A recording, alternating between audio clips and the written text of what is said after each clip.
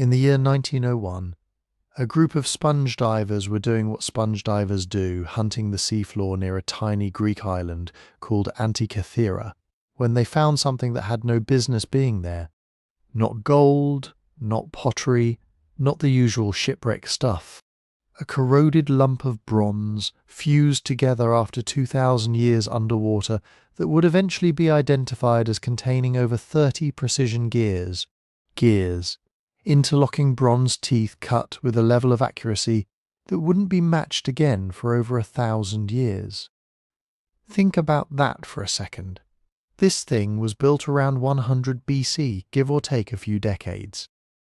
That's before the Roman Empire even hit its stride. That's centuries before anyone had a mechanical clock.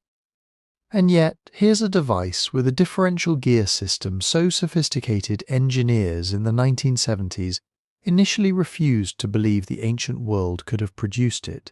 Some people call it the world's first analog computer. And honestly, that might be underselling it, because when researchers finally figured out what this bronze mechanism actually did, using X-rays and CT scans over a century after it was pulled from the sea, they found something that could track the position of the sun, predict the phases of the moon, forecast eclipses years in advance, and possibly even follow the movements of the 5 planets known to the ancient world. All of that packed into a box you could carry under one arm. So here's the question that's kept historians, engineers, and archaeologists up at night for over 100 years. Who built this thing? Because whoever made it wasn't just a skilled craftsman. They understood astronomical cycles that took generations of careful observation to figure out, and they understood how to translate that knowledge into rotating bronze gears with mathematical precision. That's not a lucky accident. That's a tradition. And if that's true, where did the rest of that tradition go? Why don't we have 10 more of these? Why did this knowledge seem to just vanish? That's what we're digging into today. If you're listening to this while drifting off to sleep, that's exactly why I make these. So go ahead and follow the show wherever you're catching this. And hey, tell me where you're listening from and what time it is right now. I love checking the comments and seeing it's 2 a.m. in Athens, 9 p.m. in Chicago, sunrise in Sydney, all at the same time. Also, if you want the ad-free version and the best way to support what we do here, we're on Spotify now. Links in the description. A 5-star review genuinely helps more than you'd think. It's basically free, and it keeps this whole thing going. Now, before we go further, I want to be upfront about something. The Antikythera Mechanism is one of those rare artifacts where the facts are genuinely astonishing. But so is the amount of debate still surrounding it. Scientists agree on a lot, but they don't agree on everything. Some parts of the reconstruction are solid, backed by inscriptions and gear ratios we can measure directly. Other parts are educated guesses, filling gaps where the bronze simply didn't survive. So, as we go through this, we're going to separate what we actually know from what's still argued about in academic journals to this day. Because the real story here isn't just ancient Greeks built a computer. It's how fragile our access to that story really is. Let's back up for a second and actually picture the scene, because the setting matters just as much as the mechanism itself. Antikythera is not a place you've probably heard of before this story. It's a tiny wind-battered island sitting in the channel between Crete and the Greek mainland. The kind of place that's more rock than land, more myth than tourist destination. But in antiquity, that narrow stretch of water was a major shipping lane. Vessels moving goods, art and wealth between the eastern Mediterranean and Rome had to pass right through it. And sometime around the 1st century BC, one of those ships didn't make it. We don't know exactly why it sank. Maybe a storm caught it against the cliffs. Maybe it was overloaded, riding too low in the water, and a rough sea did the rest. What we do know is that it went down carrying an extraordinary cargo, the kind of cargo that tells you this wasn't just a merchant hauling grain or olive oil. Divers who explored the wreck found bronze and marble statues, some of them masterworks of Greek sculpture. They found fine glassware, jewellery, coins. This was a ship moving luxury goods, probably plunder or purchased art, likely bound for wealthy buyers in Rome, a city that at the time couldn't get enough Greek culture to fill its villas. So when those sponge divers stumbled onto the wreck in 1901, they weren't looking for history. They were looking for sponges, and they got the surprise of their lives instead. Under the direction of the Greek government, a salvage operation was launched, one of the first major underwater archaeological recoveries in history. Divers using primitive equipment, no scuba gear, just heavy suits and hoses, worked at depths that were genuinely dangerous for the time. A couple of them were injured. One died, just to bring these artifacts up from the seafloor. And what they brought up was spectacular. The statues alone would have justified the whole expedition. Bronze figures of athletes and gods, corroded but recognizable, the kind of finds that end up in museum halls with their own dedicated lighting. Compared to that, a shapeless, encrusted lump of green corrosion, roughly the size of a large book, barely registered as interesting. It looked like nothing, honestly. It looked like scrap.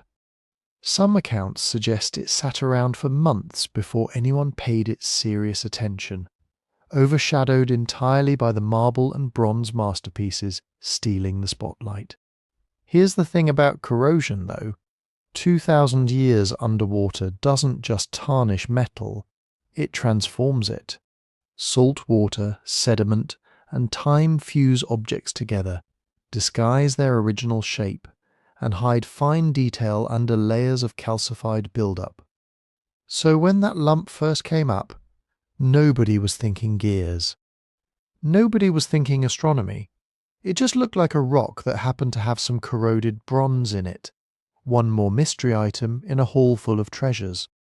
But context is everything in archaeology, and this shipwreck gave researchers something priceless, a timestamp. The pottery style, the coins, the sculptures, all of it pointed to a fairly narrow window, somewhere around 70 to 60 BC, for when the ship went down. That means whatever this lump turned out to be, it had to have been built before that date. Not centuries later, not a fluke of some medieval hoax. A genuine product of the ancient world, sitting in the mud since before Julius Caesar was born. Nobody in that first wave of excitement had any idea what they were actually holding. That lump of bronze would sit quietly, waiting for someone to look closer, waiting to reveal that it wasn't scrap at all. It was about to become one of the most argued over objects in the history of science. In the early 1900s, Greek museum storerooms were not the polished, climate-controlled spaces you might imagine today. They were crowded, dusty, overflowing with statues and pottery and bronzes from a dozen different digs. The finds from Antikythera were spectacular enough that they went straight into this chaos. Curators and conservators had their hands full just cataloguing what had come up from the wreck, never mind solving its mysteries. That lump of corroded bronze, it went onto a shelf. It was logged, given a number, and left to sit. Months passed. In some accounts, it might even have been a year. The stars of the show were the marble torsos, the bronze athletes, the glamorous things that visitors and politicians wanted to see. A fused, ugly block of green and brown rock-metal hybrid was the opposite of glamorous. Then someone did the most important thing you can do in a museum. They got bored and started looking more closely. Different versions of the story put the credit on different people, but a key figure here is Valerios Stais, a Greek archaeologist working at the National Archaeological Museum in Athens. In 1902, he was going through the material from the Antikythera wreck when he noticed that one of the rocks had cracked. A piece had broken away either during recovery, transport, or early handling. The fracture exposed fresh corrosion under the old, and with it, something impossible. Inside the calcified mass were teeth, not animal teeth, not decoration, perfectly spaced, repeating metal teeth arranged in a circle. A gear. Imagine being trained in Greek archaeology at the turn of the 20th century. You know the Parthenon, you know classical sculpture, coins, inscriptions. You know that the ancients built clever things, water clocks, screw pumps, automata described by Hero and others. But no one has ever put a geared mechanism from this era on your desk. So you lean in, you look again. You see more than one gear. You see overlapping circles, plates, a thin sliver of what looks like a scale with markings. You realize this is not random. This is a machine. Stays reportedly proposed almost immediately that this was some kind of astronomical device. Not because he could already see the full layout, but because his brain did the only thing it could with the available categories. Gears plus Greek letters plus circular scales equals something to do with time, or the heavens, or both. But suggesting that in 1902 was like claiming you'd found a laptop in a Roman villa. It sounded absurd. This is where expectation crashes into evidence. Up to that point, the standard story of technological history went something like this. The Greeks were brilliant theorists, the Romans were practical engineers, the Middle Ages were relatively stagnant, and then the Renaissance and Industrial Revolution kicked off the age of complex machinery. Precision gear trains, differential gearing, compact mechanical calculators, those belonged to clockmakers in medieval Europe, not artisans in the Hellenistic world. So when word got out that someone in Athens was looking at a corroded lump from a 1st century BC wreck and calling it a geared astronomical mechanism, scholars split into two camps. One camp was cautiously excited. They knew about ancient stories of devices that sounded almost mythical, Archimedes' alleged planetarium that could model the motions of the heavens, the elaborate automata in Hellenistic courts, the mechanical curiosities used in temples. If ancient texts talked about complex machines, maybe this was the first one we'd actually found. The other camp was deeply skeptical. Maybe these were just decorative gear like patterns. Maybe the dating of the shipwreck was off.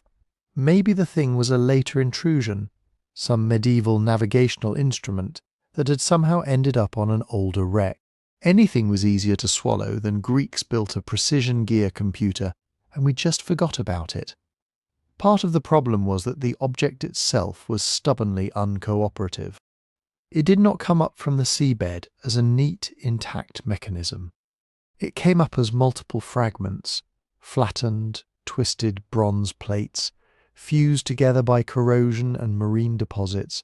Embedded within them were circular gear wheels. Some small as a coin, some larger, all frozen in place.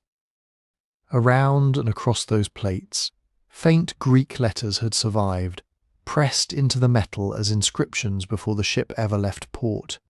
Physically, what we now call the Antikythera Mechanism is not one object, but a cluster of them. Several main chunks, often labelled by researchers as Fragment A, Fragment B, and so on, plus dozens of tiny shards. Each piece is a cross-section through a machine that no longer exists. You see half a gear here, a broken pointer stump there, a sliver of a scale with partial numerals. The bronze itself is mostly transformed, turned into brittle, mineralized material that flakes if you push too hard. Think of it like trying to understand a book that's been shredded, burned, and then glued into a rock. Every page is there in theory, but it's fused with 10 others, and written in a language you only sort of understand. Early scholars could make out the obvious things, the gear teeth, the fact that some gears meshed, the presence of dial-like arcs with tick marks, the Greek letters clustered near those marks hinting at labels. But they had no X-rays, no CT scans, no 3D reconstructions.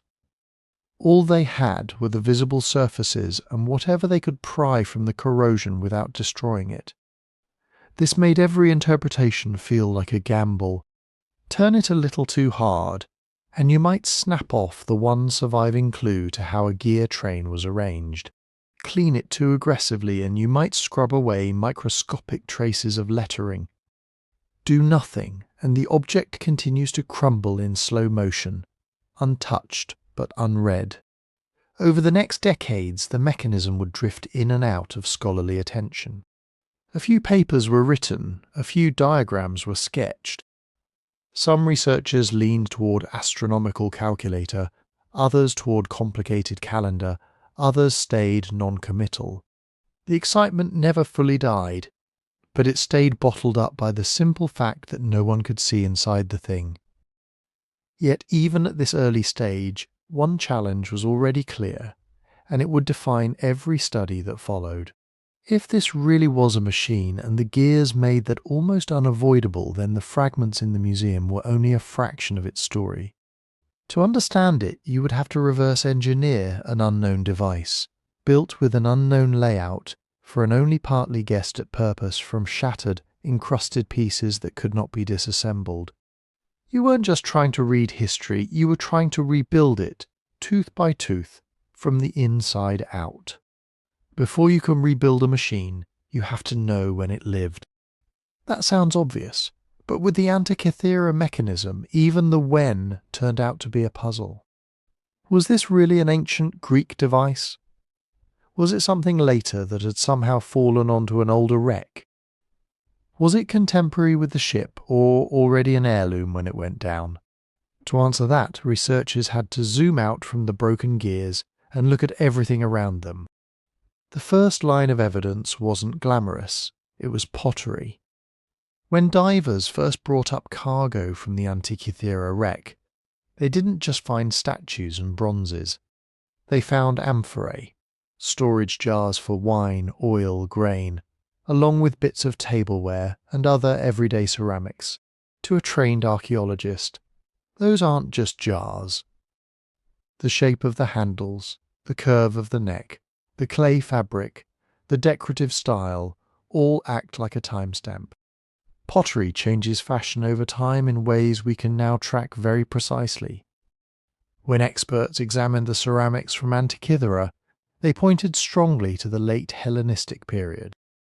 Not the classical glory days of the 5th century BC, not the Roman Empire proper, but that in-between era when Greek kingdoms and the expanding Roman Republic overlapped in the Mediterranean.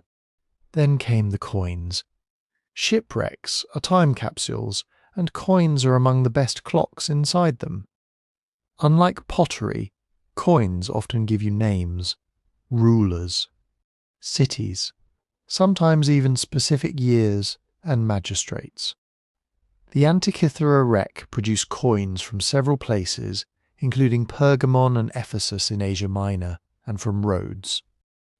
Many of these coins could be dated independently, based on well-studied numismatic sequences.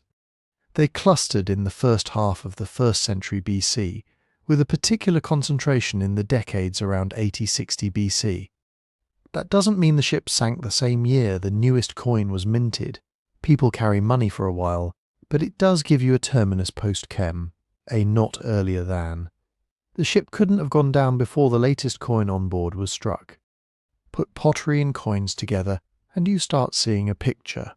A luxury cargo ship active sometime in the early to mid-1st century BC, probably around 70-60 BC on a route connecting the eastern Mediterranean to the Italian mainland, where wealthy Romans were buying Greek art by the shipload. If that were the whole story, you might be tempted to just stamp that date on the mechanism itself and call it a day. But archaeology is messier than that. A shipwreck date is the date of the disaster, not the date of manufacture of everything on board. Think of a modern yacht that sinks today carrying a 19th century clock, a 1950s sextant, and a brand new GPS.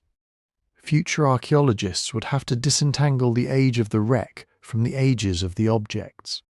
So how do you figure out when this particular piece of bronze clockwork was made?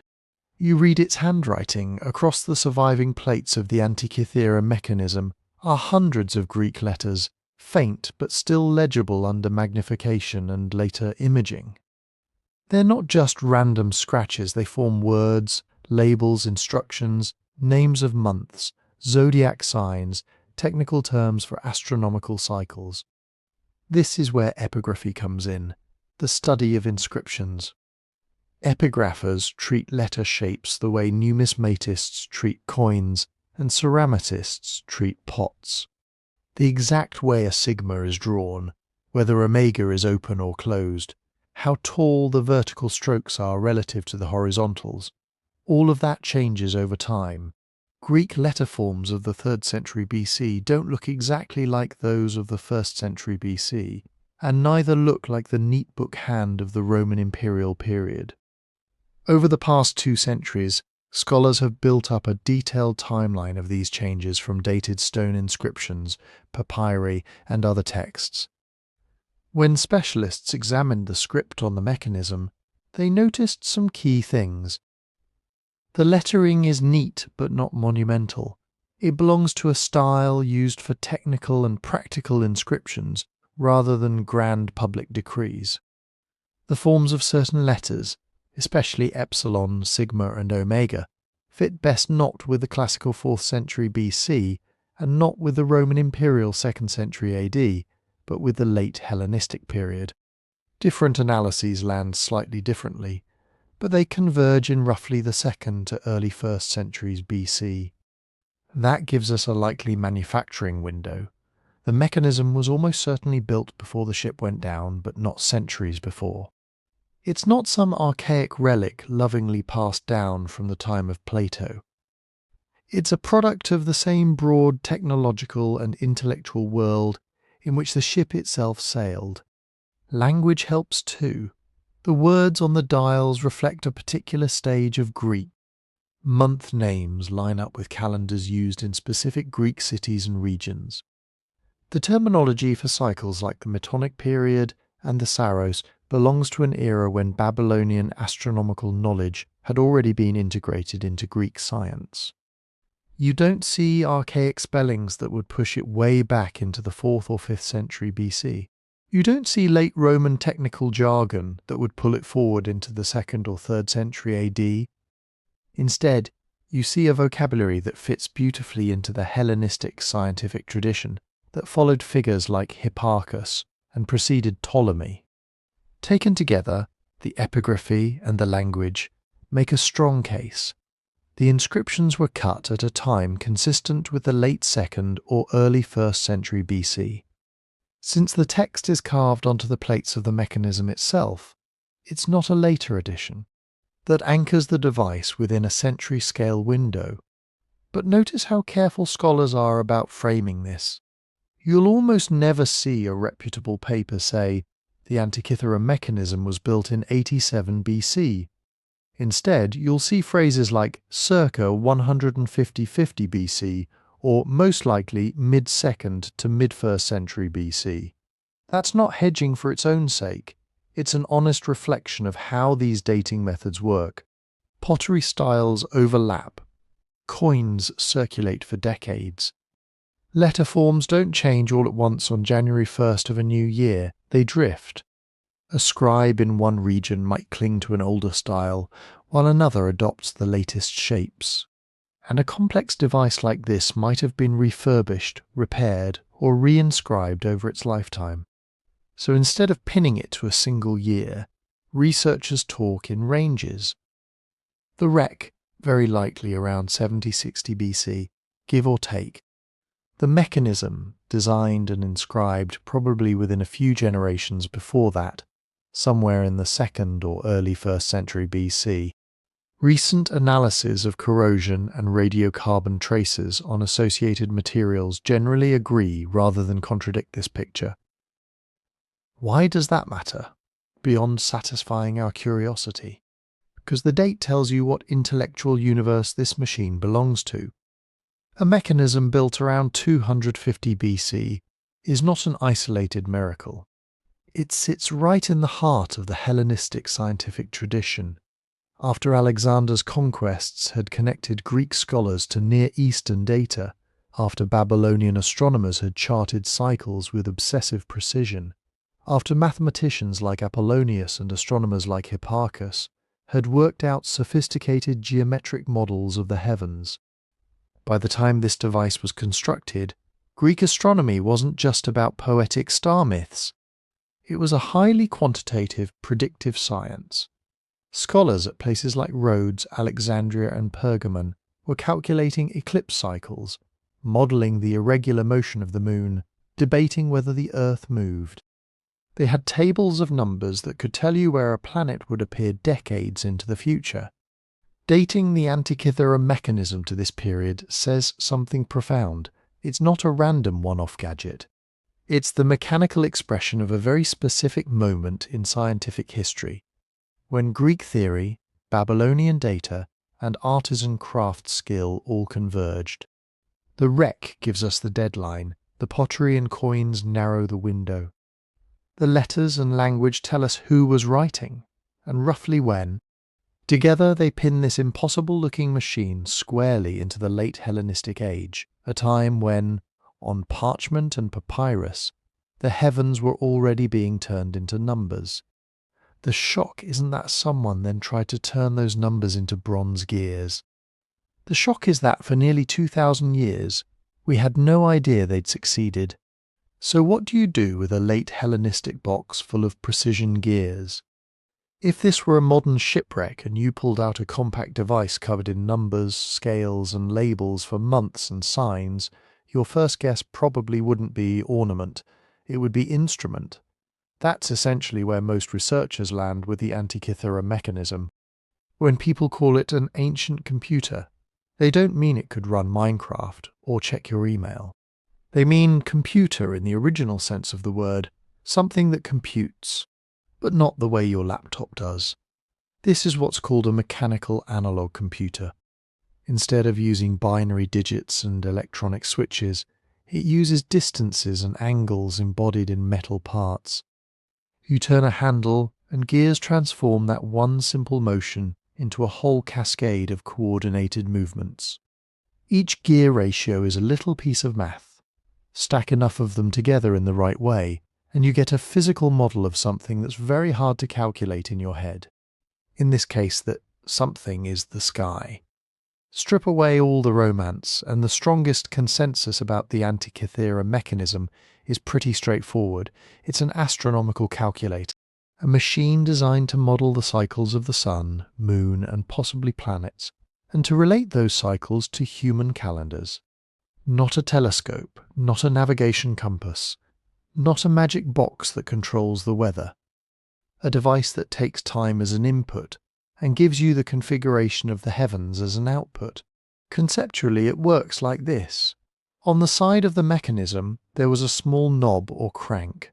You, or more likely a trained user, would pick a starting date, say a particular year in a Greek calendar, or maybe the year of a famous games festival. Then you'd begin to turn. As the knob rotates, it drives a main shaft. That shaft engages multiple gear trains, each with carefully chosen numbers of teeth. Some turn faster, some slower, some even backwards relative to the main motion. On the front face, pointers sweep across circular scales marked with the Zodiac and a civil calendar. On the back, little hands crawl around spiral tracks, ticking off multi-year cycles. The key idea is that one simple controllable motion, your hand turning the crank, stands in for time passing. The mechanism then answers questions like, on this future date, where will the sun be in the Zodiac? What phase will the moon be in? How many years until this particular kind of eclipse repeats? How do the lunar months line up with the solar year? When we talk about input and output in this context, that's all we mean. The input is how far you advance the mechanism through time. The outputs are the readings you get off its dials and pointers. To people used to calculators and phone apps, that may sound almost trivial. But in the 2nd or 1st century BC, performing these calculations accurately required tables of numbers, geometric models, and a deep understanding of the messy, non-intuitive rhythms of the real sky. The Antikythera Mechanism takes that abstract knowledge and freezes it into hardware. You no longer need to know the math, you just need to know how to read. Why would anyone go to so much trouble? Think about what the skies meant in that world. Calendars weren't just about marking birthdays, they structured religious festivals, civic duties, legal deadlines, agricultural tasks, and political events. Lunar months slid awkwardly against the solar year, constantly threatening to drift important feasts out of their proper seasons. Eclipses weren't just neat astronomical happenings, they were loaded with omen lore, feared and interpreted as signs from the gods. By the Hellenistic period, Greek astronomers had learned to tame a lot of that chaos. They could predict eclipses using cycles inherited and refined from Babylonian tradition. They knew that after certain numbers of months and years, the patterns of new moons, full moons, and eclipses repeated with striking regularity. They had multiple local calendars to reconcile, Athenian, Rhodian, Egyptian-based civic versus festival, each with its own quirks. An instrument that could model those cycles, show how they interlocked, and display them in a way a literate non-specialist could grasp would be incredibly useful. It would also be incredibly impressive. And that's the other piece of the puzzle. This was not a rough workshop tool. Everything about the mechanism that survives screams deliberate complexity. Dozens of finely cut gears, some with prime numbers of teeth, differential motions that mimic the moon's uneven speed. Layered dials packed with inscriptions explaining what you were looking at. You don't design something like this as a generic teaching aid for beginners. You don't lug it onto a ship as just another knick-knack. Its compactness and likely portability suggest a specialized purpose, tied to specific people and contexts. Maybe it was a demonstration piece for a wealthy patron who funded an astronomical school. Maybe it was a prestige instrument for an elite navigator, priest, astronomer, or calendar official. Maybe it was a kind of portable planetarium, used to teach or impress audiences with a clockwork model of the cosmos. Whatever the exact setting, most reconstructions agree on the basic logic. This is a device that lets humans interrogate time. Turn the crank, and the heavens answer. To understand how, you have to break the machine into two worlds, the front, which faces the observer like a clock or watch, and the back, where time stretches out in coils of engraved bronze. On the front, the main displays deal with the immediate sky, the path of the sun through the Zodiac, the progression of days and months, and the moon's dance across it all. That's where we'll go next on the back.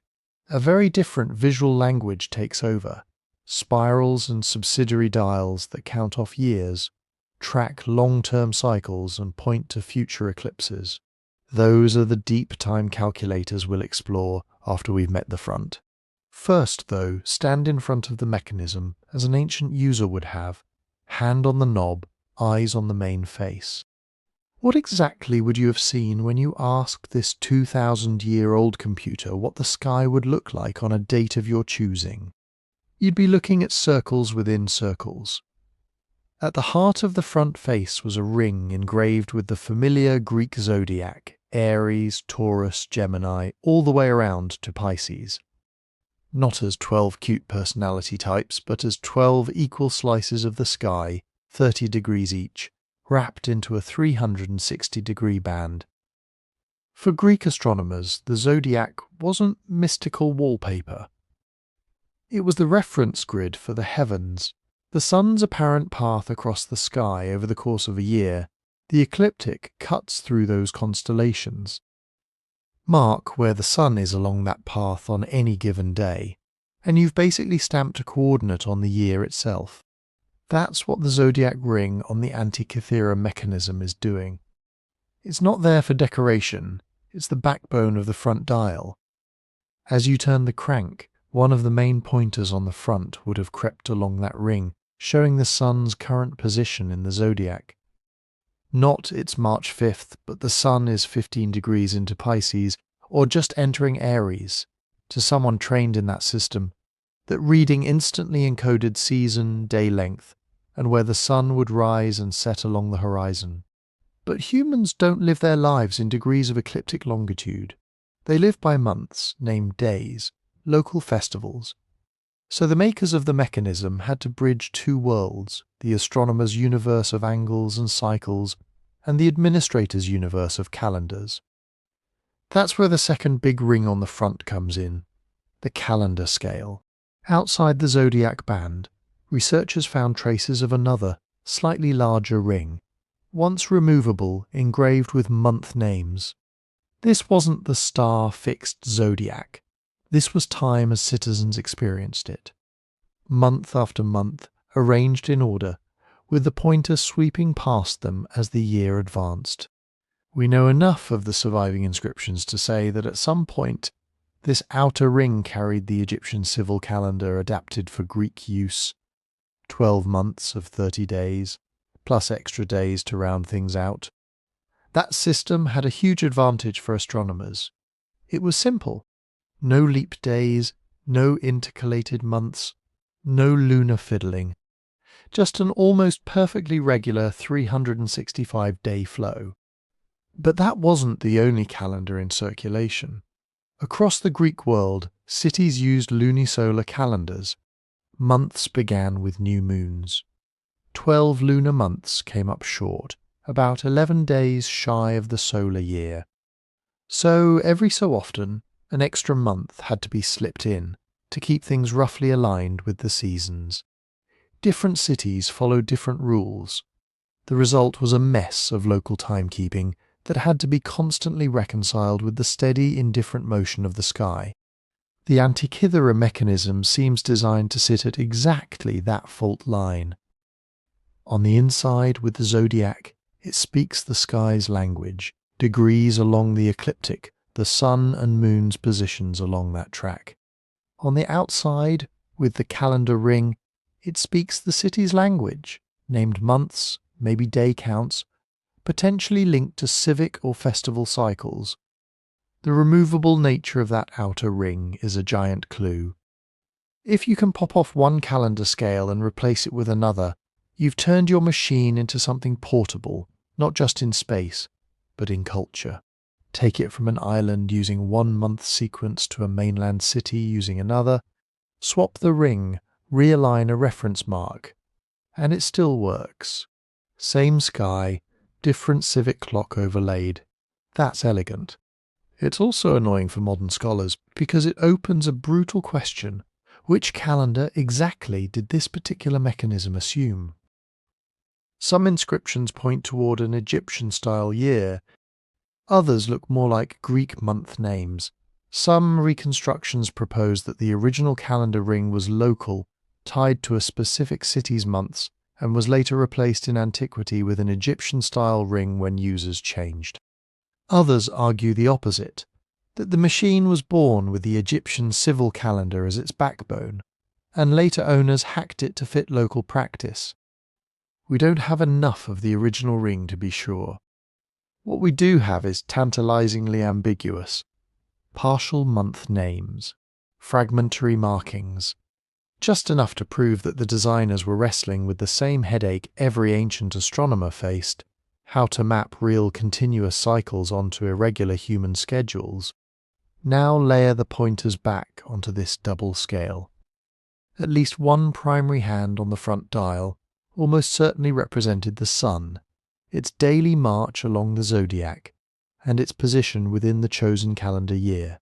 Another represented the moon, moving faster, looping around the dial many times per solar year.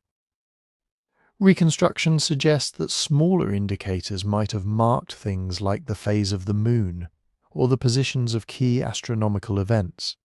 Imagine turning the crank to a particular festival month, say the one associated with a major games event or a seasonal sacrifice.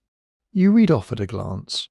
Where will the sun be in the Zodiac when that month begins? Which constellation will it be in at the height of the festival? Where will the moon be that night, near full, near new, in which sign? Instead of flipping between tables or trying to remember cycles, you have a bronze shortcut. Date on the calendar ring, configuration on the Zodiac ring, pointers as translators between them. In other words, the front dial lets you show the sky in miniature, not as a static picture, but as a moving tunable model. Turn the crank slowly and you can watch the sun's pointer roaming the zodiac, while the calendar months roll by underneath. Let the moon's indicator swing around more quickly, lapping the sun, falling into and out of alignment. You see the underlying rhythm that ordinary life obscures, the solar year and the lunar month sliding past one another, never quite matching up, forever requiring adjustment. As a teaching tool, that's powerful. You can explain why the same feast sometimes lands under different constellations. Why an eclipse can only happen when the sun and moon come together in particular regions of the zodiac. Why you can't just add a month whenever things look off without disrupting deeper cycles.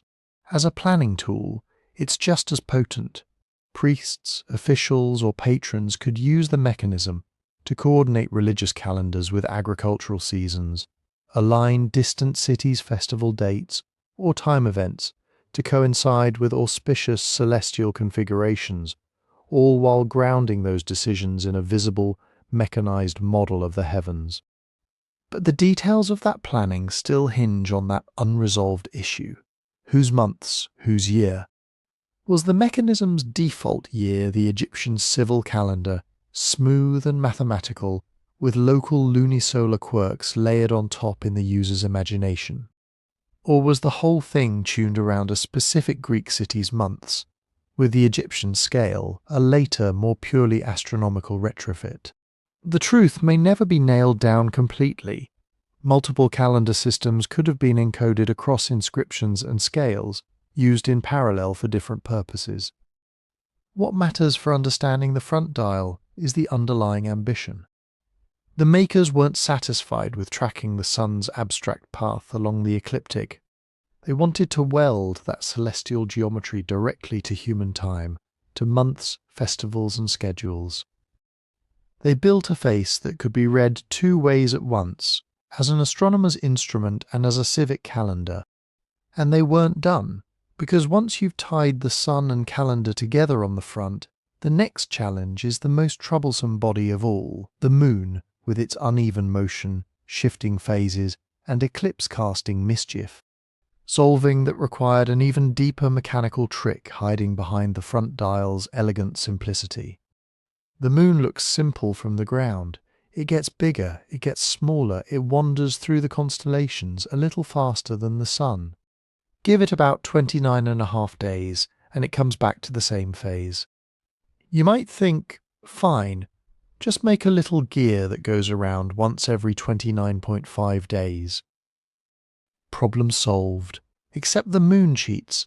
If you track its position carefully night after night, you discover two deeply annoying facts. First, the moon doesn't move at a constant speed against the background stars. Sometimes it drifts forward faster, sometimes slower. Over the course of its orbit, its angular speed can swing by more than 10%. That's not a tiny rounding error. That's obvious if you're a careful ancient observer with good records. Second, the length of time from one new moon to the next. The synodic month isn't the same as the time it takes the moon to go once around the Earth relative to the stars, the sidereal month. One is about 29.53 days, the other about 27.32. So depending on which month you care about, phase or position, you need different cycles. Why the weirdness? Because the moon's orbit is an ellipse, not a perfect circle, and the Earth is sitting off to one side of that ellipse. When the moon is closer to Earth, its orbital speed is higher. When it's farther away, it slows down. Kepler would later give us laws for this in the 1600s. The Greek astronomers didn't have Kepler, but they had eyes, patience, and arithmetic. They knew empirically that the moon speeds up and slows down in a regular pattern. They called this lunar anomaly. If you're just scribbling on papyrus, you can deal with that using geometry and trigonometry. You put the moon on a circle that's offset from Earth, or ride it around an epicycle, and you get a good approximation of its irregular motion. But if you're building a machine, now you have a problem. Gears are brutally honest. A simple gear train rotates at a constant rate relative to the input. Turn the crank steadily, every output turns steadily. No built-in speeding up or slowing down. So to make a little pointer on the front dial move like the real moon, you need something more exotic than a straight chain of gears. You need a way for one rotating motion to be modified by another. You need relative motion built into the mechanism itself. You need differential gearing. In modern terms, a differential is the thing in your car axle that lets the left and right wheels spin at different speeds when you turn a corner, while still being driven from the same engine. Two inputs, one output, or vice versa, combined in a way that adds and subtracts rotational speeds. Finding the guts of something like that inside a corroded hunk of 2,000-year-old bronze is the part of the Antikythera story that makes engineers do a double take. The key piece is a small gear assembly buried in what's known as Fragment A. High-resolution X-ray CT scans revealed a pair of gears mounted on the same axis but at a slight angle, meshing with another pair whose teeth were cut not radially but offset pin and slot style. When one gear turns, the pin traces out a small oval inside the slot on the companion gear, forcing it to speed up and slow down over each revolution. That's a mechanical approximation of an ellipse.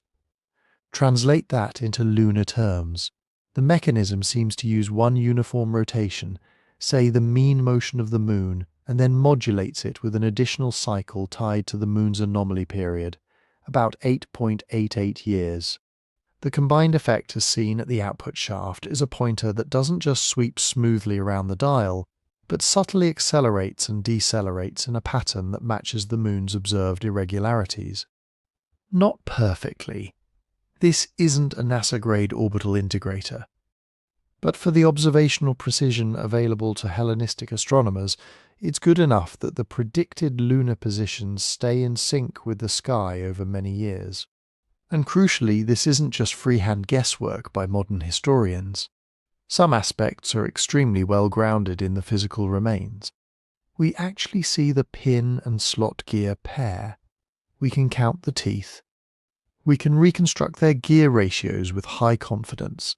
Inscriptions on the mechanism mention the animalistic motion of the moon, terminology that aligns closely with known Greek lunar theories from Hipparchus and his successors. From that, it's strongly supported that the device includes an intentional mechanism to model lunar anomaly, not just a simple constant-speed moon pointer. Where things get more speculative is in the exact layout and use of the differential. Different reconstruction teams propose slightly different gear trains leading into and out of the anomaly pair. Which gear drives which? How exactly does the combined motion get routed to the front dial moon hand?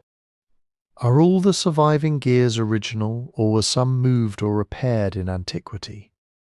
Small choices in those assumptions can shift the details of the moon's modelled motion, or tie it more or less tightly to specific ancient mathematical schemes. Nobody has a time machine snapshot of the original internals. What we have is a mixture of hard constraints and best fit modelling. The hard constraints, the gear tooth counts we can see, their relative positions in the fragments, the inscriptional references to specific lunar cycles, and the physical reality of that pin and slot system that almost screams, I am here to do non-uniform rotation. The best fit modelling, how that subsystem meshes with the rest of the machine to drive the front dial moon pointer, including its phase indicator, likely a little black and white ball or window that turns once per synodic month.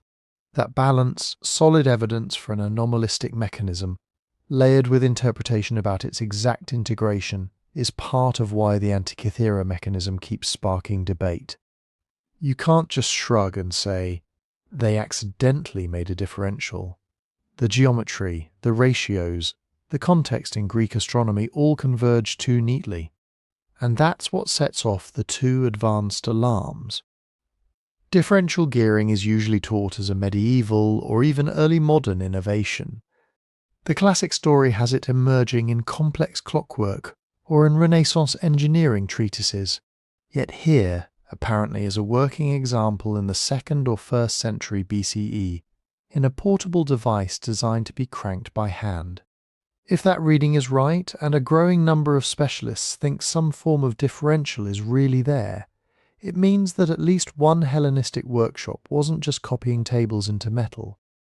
They were translating a sophisticated mathematical model of the moon's motion into mechanical logic, taking equations on parchment and turning them into interacting wheels.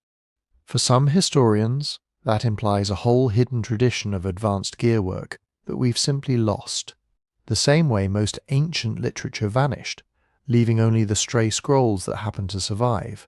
For others, it's a one-off masterpiece, the outlier that shows what was possible but not necessarily common. Either way, the presence of a lunar anomaly system on the front end of this device changes the stakes. This isn't a glorified calendar with a few decorative stars.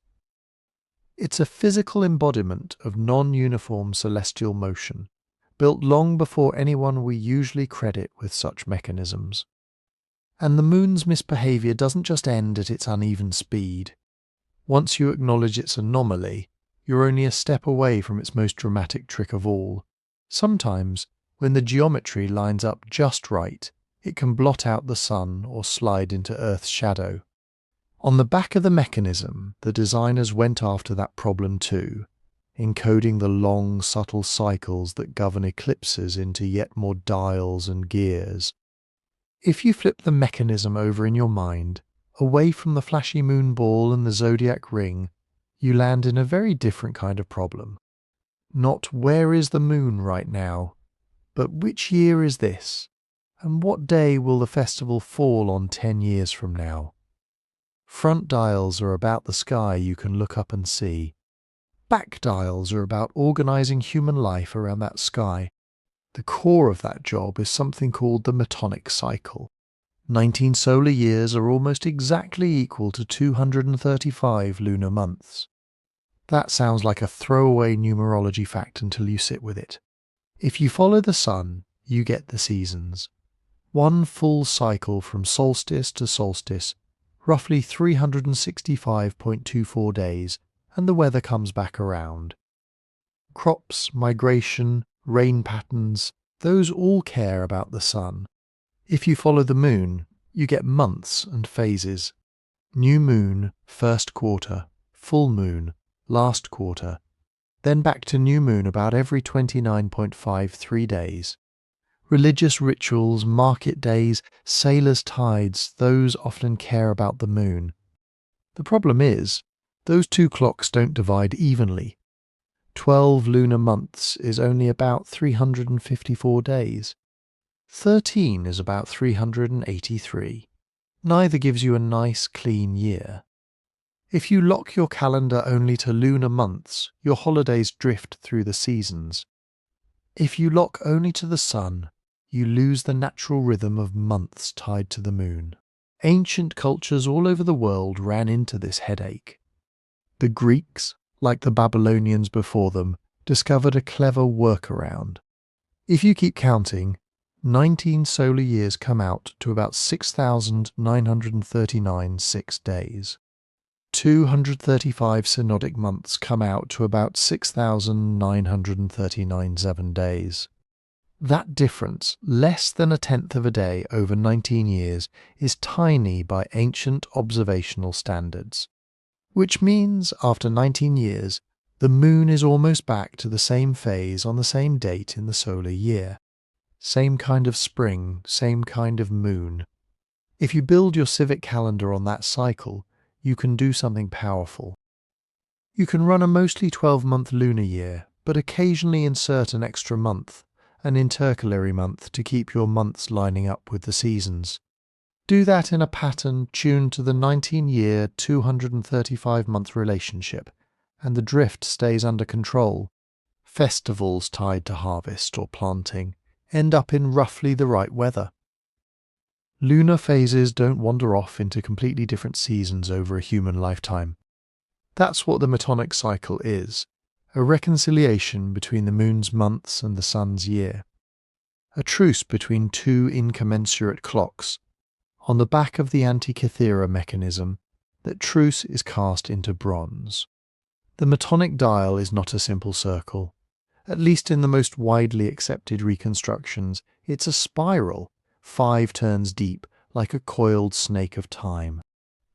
Around that spiral are 235 tiny divisions, one for each lunar month in the 19-year cycle. The pointer that travels along it is driven by a little gear train linked to the main crank on the side of the case. Turn the crank once, and you advance the whole machine by some fixed interval, probably one day. As you do, the front hands crawl through the Zodiac and the calendar ring. On the back, the Metonic pointer slowly walks along its spiral track, month by month, year by year. How would a user read it? Imagine you're a magistrate in some Greek city, responsible for announcing when the big religious festivals happen. First, you set the mechanism to your current date on the front dial. That anchors everything. Then you flip it over. You look at where the Metonic pointer sits on the spiral. Next to that little tick mark, in the cramped Greek lettering of the inscriptions, is the name of the current month in whatever civic calendar the device was built for. Maybe it's Hecatombeon or Gamalion, or a more local variant. The pointer's position doesn't just tell you month 57 of 235. It tells you which named month you're in, whether this year is one of the years that gets an extra month, and how far you are through the 19-year cycle. Now you want to know when, 3 years from now, will the festival that must fall in the first full moon after the equinox actually happen. You could go home, sit with a stack of astronomical tables and do the math. Or you crank the handle of this box. You advance the front date until the sun hand reaches the equinox mark again. 1 year, 2 years, 3 years into the future. Each step pulls the Metonic pointer further along its spiral. It walks past month names, and maybe past a special intercalary marker telling you, this year has an extra month here. When you stop at the third equinox, you glance at the back and see which month name and month number the pointer is indicating. Cross-check the moon's phase on the front dial, and you have your festival date. No parchment, no trigonometry, just coordinated gear ratios. A lot of this isn't just storytelling, it's written on the machine. The surviving inscriptions around the Metonic dial are effectively a very small user manual. In between corrosion scars and missing fragments, researchers have read snippets that mention month, year, and labels that look like month names laid out along the spiral. There are indications of intercalary years, places where the sequence of months doesn't just roll on 12 at a time, but inserts an extra one to keep the calendar in sync. They're not philosophical musings, they're practical instructions. This mark corresponds to this month. In this position you're in year such and such of the cycle. Here is where an extra month is inserted. That's a strong clue that the mechanism wasn't meant only for abstract demonstration. It was designed to be operated, consulted, and applied to real civic and religious scheduling. But there are limits to how much we can read. The month names that survive don't map perfectly onto one universal Greek calendar, because there wasn't one. Every major city-state had its own named months and local traditions. Some of the surviving labels look familiar. Others are fragmentary or ambiguous. Scholars debate whether the calendar embodied in the mechanism is specifically Rhodian, Corinthian, or something else entirely. That regional context matters because it ties the machine to a particular community's way of structuring time. yet the inscriptional record is too broken to give a definitive match. We see enough to say this was a real civic lunisolar calendar, mapped onto a 19-year Metonic framework. We don't quite see enough to say, beyond dispute, this is the calendar of City X, year Y. Even with that uncertainty, the logic is clear. On the front, the device models celestial motions, Sun, Moon, Zodiac. On the back, starting with the Metonic spiral, it converts those motions into the language that actually ran ancient life, named months, intercalated years, predictable festival dates, guidance for farmers watching the seasons creep forward. The Metonic dial is where astronomy stops being just about the heavens and becomes a tool for running a city. And once you have a 19-year engine ticking away on the back, it's almost irresistible to push further.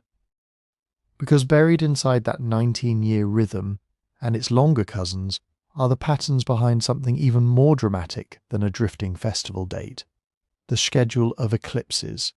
Eclipses feel like the opposite of a schedule. You're going about your business, the sky is normal, and then suddenly in the middle of the day the sun goes dark. Or the full moon, faithful and familiar, is swallowed by Earth's shadow and turns blood red. For most of human history, that wasn't just a neat astronomy event. It was bad news, omens, warnings. Kings lost sleep over this stuff. So imagine how it lands centuries before modern physics when someone claims we can know years in advance which months will bring eclipses. It sounds like magic. What made it possible was another pattern, a cousin to the Metonic cycle called the Saros. The Saros starts with 3 different lunar rhythms. There's the synodic month, new moon to new moon, about 29.53 days. That's the moon's phase cycle. There's the draconic month, the time it takes the moon to return to the same node of its orbit, the point where its tilted path crosses the plane of Earth's orbit around the Sun. That's about 27.21 days. And there's the anomalistic month, the time from one perigee to the next, about 27.55 days, tracking how close the moon is to Earth. You don't need to know those numbers to live your life, but if you're obsessed with eclipses, you care, because eclipses only happen when these cycles line up in the right way. For a solar or lunar eclipse to occur, 2 conditions have to be met. First, the moon has to be in the right phase, new for a solar eclipse, full for a lunar eclipse. That's the synodic part. Second, the Sun, Moon and Earth have to be close to one of those orbital crossing points, the nodes. Otherwise the moon's shadow misses Earth, or Earth's shadow misses the moon. That's the draconic part. The ancient Babylonians, after centuries of sky watching, discovered something extraordinary. If you count 223 synodic months, roughly 18 years, 11 days and 8 hours, you land at a time when all 3 cycles are almost back in sync. The moon is again at nearly the same phase, near the same node, at almost the same distance from Earth.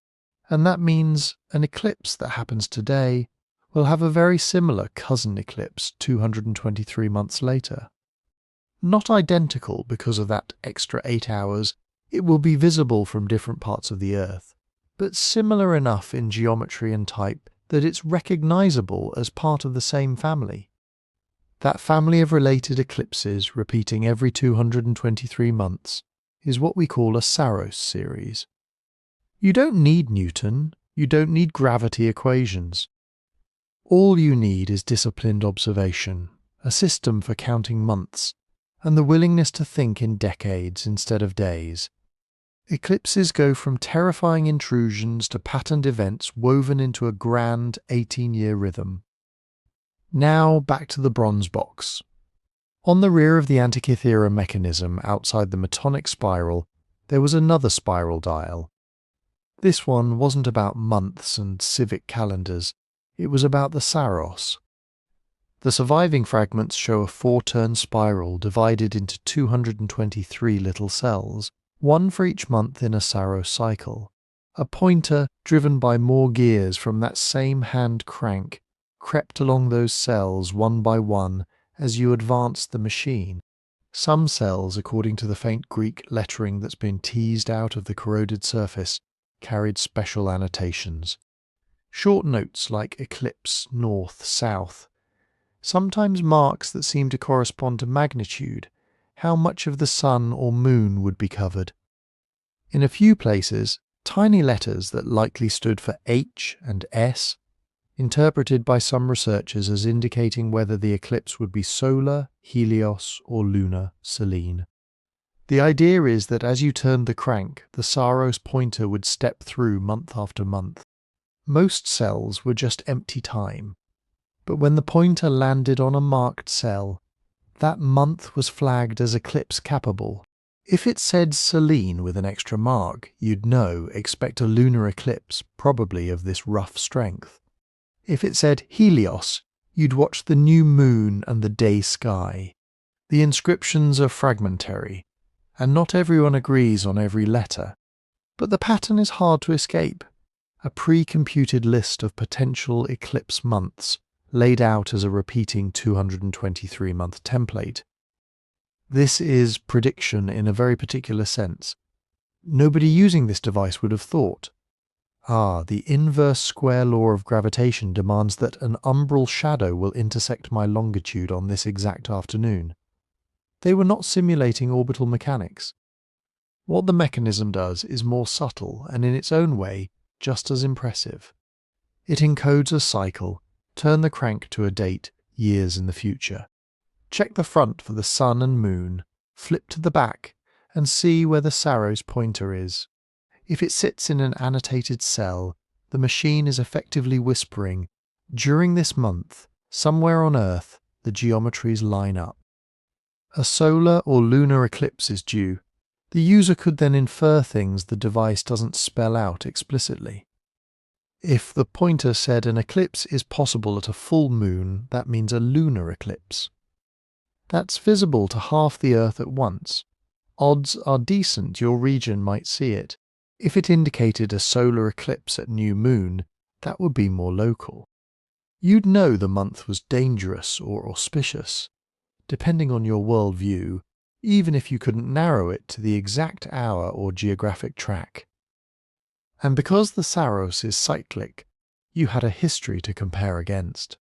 If your grandfather remembered an eerie midday darkness 18 years ago during one of these marked months, and now the pointer is landing in a related cell, you could reasonably expect something similar. Not from first principles physics, but from checked and rechecked pattern.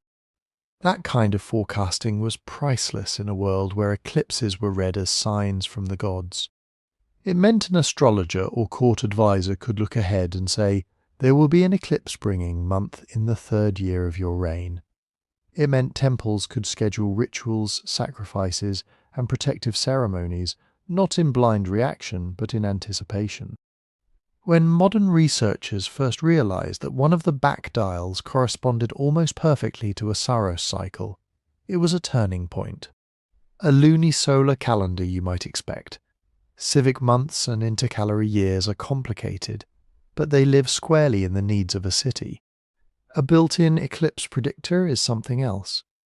It reveals that whoever designed this machine was plugged into the longest, most abstract threads of Babylonian and Greek astronomy.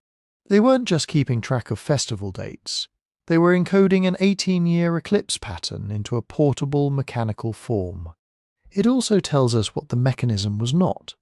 It wasn't a toy. It wasn't a simple teaching prop with a few pretty gears.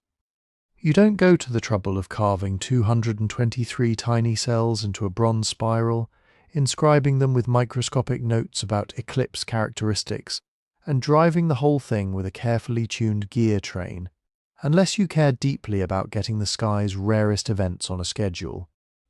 Among all the functions we can reconstruct, the Saros dial is one of the most compelling precisely because eclipses feel so inherently unpredictable. The Antikythera Mechanism takes that sense of cosmic whim and quietly says no. This too follows a pattern, and if you know how to count, you can see it coming. To get from eclipse months live in a 223-month rhythm to a hand-cranked bronze machine that actually tracks that rhythm, you need one more leap. You have to turn numbers into metal. At the heart of the Antikythera Mechanism, every dial is really just the visible tip of an invisible calculation. The calculations aren't written in symbols, they're written in tooth counts. Take two gears, one has 64 teeth, the other has 38. Mesh them together. Every time the 64-tooth gear makes one full turn, the 38-tooth gear is forced to make 64/38 of a turn in the opposite direction. That fraction, 64/38, is a gear ratio. It's a physical statement that says when this rotates once, that rotates 1.6842 times. Stack several of these pairs in series, one drives the next, which drives the next, and you can build up very weird fractions. 365 days equatorial days per year, 235 lunar months per 19 solar years, 223 synodic months per Saros. On paper, those are just ratios between cycles. In bronze, they're trains of gear wheels. This is what makes the mechanism so strange for its time. It isn't just a bunch of gears turning for the sake of turning. Each train is an analog equation. Each tooth count has been chosen to approximate some astronomical relationship. And little design choices, sometimes just a tooth or two, quietly encode entire calendars. Suppose you want the front pointer for the sun to go around once per year and the pointer for the moon's phase to go around once per month. You don't need a computer algebra system, you just choose a gear train, so that if the crank represents days, the sun pointer completes one turn in about 365 clicks, and the moon phase gear completes about 12.37 turns in that same span. Now you've hardwired 12 and a bit months per year into metal. Change one gear, add a pair, slightly alter a tooth count to a nearby fraction that's easier to cut in bronze. Suddenly the ratio shifts, and now your back dial doesn't complete 235 months in exactly 19 years. It completes it in 19 years plus a smidge. In a modern context, that sounds like sloppy engineering. In a world of hand-cut gears and uncertain observations, it's a compromise. The whole device is a balancing act between mathematical ideals and what you can actually make with files, drills, and patience. And that's where the ugly side of gears comes in, tolerances and backlash. In textbooks, gears are perfect circles with perfect teeth that mesh like clockwork. In reality, especially in 2,100-year-old, heavily corroded reality, nothing is perfect. Every tooth has a little play in it.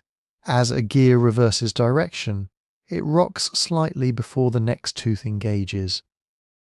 That slack is called backlash, and it means that when you twist the input shaft back and forth, the pointers on the dials can wobble a bit before they settle. Every shaft hole is a little too wide or a little too narrow. Friction isn't constant. Metal expands and contracts with temperature. A tooth filed 0.5 millimeter too deep might engage a hair late and slip under stress. All of those tiny mechanical sins smear the precision of your elegant ratios. So the designer has to think probabilistically, centuries before statistics as we know it. How accurate do we actually need this dial to be? Does the eclipse pointer need to land on the exact day? Or is this month, is eclipse capable good enough? That question drives what counts as close enough in the gear ratios. If you're encoding the Metonic cycle, you know that 235 synodic months is about 6,939 6 days, and 19 tropical years is about 6,939 6 days too. That's almost miraculously close, but the mechanism can't use decimals. It uses integer teeth, so you approximate. One reconstruction uses a chain of gears with 64, 38, 48, 24, 127 teeth and so on, whose combined ratio lands you in the right neighbourhood, 235 months for every 19 years on the calendar ring. The error per year is small compared to the wobble you're already accepting from backlash and handmade bronze. From a modern perspective, the device is like a web of rational approximations to irrational realities built right into its hardware. This is also how researchers today sanity check their reconstructions. When someone proposes a new layout, this 53-tooth gear meshes with that 96-tooth gear, which in turn drives this pin on that wheel. They're not just asking, does it physically fit inside the box? They're asking, what ratio does this produce? And does that ratio match a known astronomical cycle the device cares about? If a hypothetical train from the crank to the Saros dial produces, say, 222.1 synodic months per full circuit, that's suspicious. Why would a designer who clearly knew the 223-month Saros build in such a big mismatch? If another layout yields 223.0 something months, within the range you'd expect given ancient observational uncertainty, that's a point in its favour. Reconstruction becomes a kind of numerical detective work. You combine physical evidence, broken gear stubs, pivot holes in the plates, tooth counts from CT scans with the required target ratios implied by the calendars and cycles we see on the dials. The result is not a single inevitable answer. It's a family of plausible machines. One layout might handle the Metonic and Saros dials elegantly, but make it awkward to add hypothetical planetary pointers. Another might accommodate a Venus cycle beautifully, but demand a gear that doesn't seem to exist in the fragments we have. So when you hear people say, the Antikythera Mechanism encoded the Metonic cycle with this specific gear train, there's a quiet asterisk attached. We can be reasonably confident about the functions. There is a Metonic dial, there is a Saros dial, there are clear Lunisolar relationships written on the surfaces. We can point to gear trains whose ratios match those cycles uncannily well. What we can't do, at least not yet, is prove that the ancient craftsman arranged every wheel exactly the way any particular modern reconstruction shows it. The bronze has not been kind, plates are warped, gears are missing, whole subsystems may have fallen away before the ship hit the bottom. In that sense, every model we build is part history, part engineering, and part informed guesswork. The equations are there, hiding in those tooth counts and ratios. The trick is deciding which version of the invisible machinery we're willing to bet was really spinning in some workshop 2,000 years ago.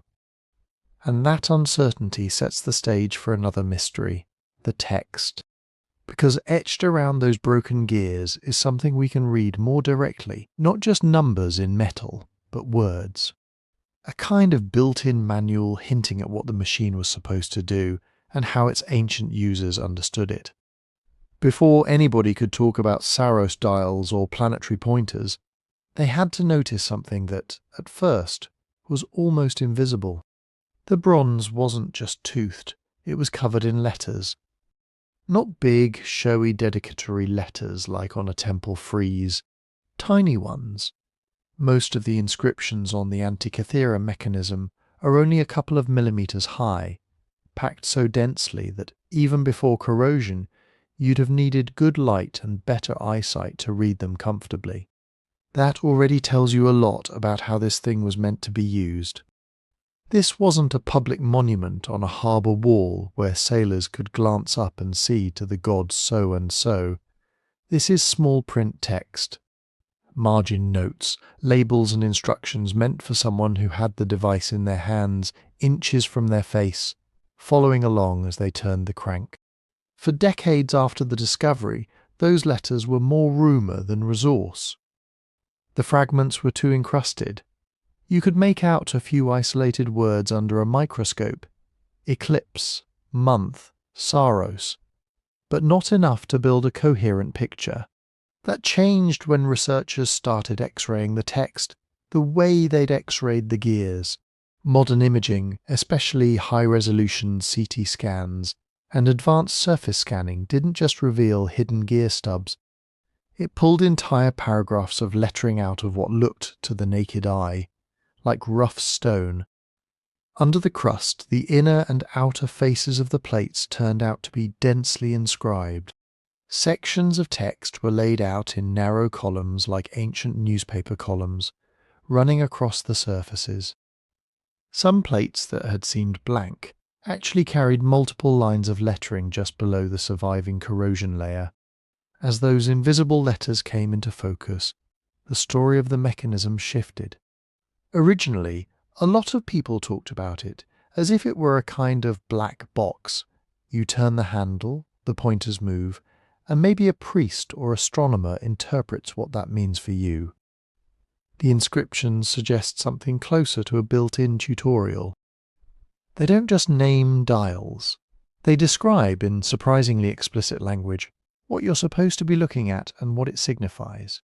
On the back, near the eclipse dial, there's text that does more than say eclipse. It explains that when the pointer enters certain sectors, an eclipse will occur, and it tells you whether to expect it in the north or south of the sky, whether it will be more solar or more lunar, and even hints at its colour and magnitude. This isn't abstract symbolism, it's a guide for reading off specific predictions. Other passages walk the user around the various scales. They explain that one spiral dial shows a 19-year cycle of months, another tracks a longer eclipse period. They specify how many turns of the main crank correspond to one turn of a given pointer. In effect, they're saying, if the date pointer is here, then the month pointer will be there, and here is what that combination means. There are also what you might call navigation aids. Some lines look like they were meant to help you set the machine up properly. How to align a starting date on the calendar scale, how to account for leap-like adjustments in the lunisolar calendar, what to watch for as the moon pointer races ahead and falls back, thanks to its epicyclic gearing. Taken together, the tone feels less like a mystical talisman and more like the front matter of a technical book. In this device are shown, followed by a list of phenomena. When you turn the handle, followed by the results, you get the sense that the intended user wasn't just passively watching needles move. They were supposed to learn the structure of time embedded in the dials. The language itself helps narrow down who that user was. The Greek is not the terse, ultra-compressed style you'd see on a coin, where space is at such a premium that every letter has to earn its keep. It's more like explanatory prose, complete phrases, participles, sometimes even a slightly didactic tone. It is also shown, as if the author expects the reader to follow a chain of reasoning. That implies literacy at a reasonably high level. You have to be comfortable with continuous text, not just with recognizing names or numerals. At the same time, it's not full of high philosophical jargon. This is not Aristotle. The vocabulary leans practical: months, years, risings, settings, eclipses, winds, games.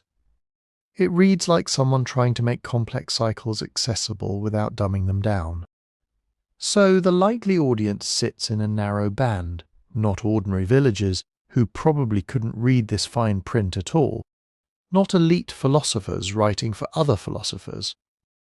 More like educated practitioners, teachers, navigators, calendar keepers, maybe wealthy patrons with an interest in astronomy and the festivals tied to it. And they weren't just getting a single static explanation. There's evidence that different faces of the mechanism carried different chapters. Some fragments preserve what scholars call the parapegma, a kind of star calendar text listing when certain bright stars or constellations rise and set over the year, keyed to positions on the front zodiac ring. That's essentially an almanac printed on the machine, telling you what to expect in the sky when the date pointer passes particular markings. Other sections on the back are more like legends for the spiral dials, compressed glosses on what each turn and subdivision stands for. But the really tantalizing part is what we don't have. All of these texts are broken. Many lines start in mid-sentence or trail off into fragmented letters at a fracture edge. We can see the tops of columns whose bottoms are completely gone. The surviving bits are enough to show intent. This was a device that came with instructions. Yet the key pages of that instruction manual may have been on plates or panels that have vanished. Some scholars think there was an entire front cover, now lost, that might have held a more continuous overview, an introductory plaque that laid out the purpose of each dial, listed the cycles included, maybe even named the designer or the city where it was made. Imagine what a fully preserved version of that would do. It could settle arguments about which planets were included, how the calendar ring was calibrated, even what the maker thought the device was for in conceptual terms: demonstration model, teaching tool, navigational aid, or all of the above. Instead, we have something like a book with torn pages.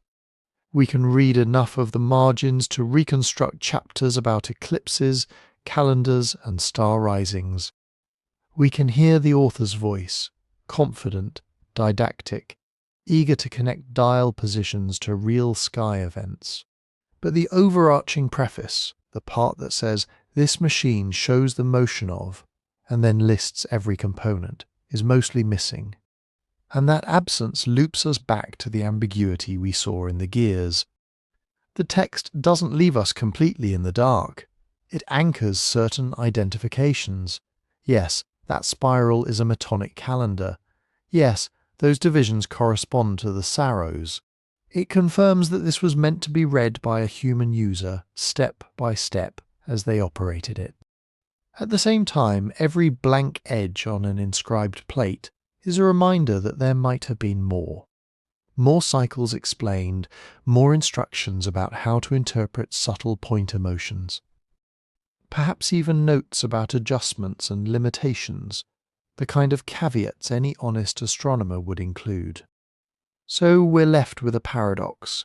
The Antikythera Mechanism is one of the most thoroughly annotated artifacts from antiquity, a machine that comes with tiny engraved help text all over it. Yet because time and seawater have deleted whole sections, we're still guessing about its full feature list. We can read parts of the user manual. We just don't know how many pages are missing. And that gap matters when we ask another question. Not how was it supposed to be used, but how was it even built? Because whoever wrote those dense, careful instructions had to coordinate with someone cutting equally careful gears, and that collaboration points straight back into the workshop where this impossible device first took shape. If you strip away the romance, a mechanism is just a bunch of very particular pieces of metal arranged in very particular relationships. So how do you get from lumps of ore and sheets of bronze to a box full of meshing gears that can't afford to be a millimetre off? You start in a place that would look, at first glance, completely familiar in the ancient Mediterranean, a bronze workshop. We know how Hellenistic bronze workers operated from other finds and from ancient texts.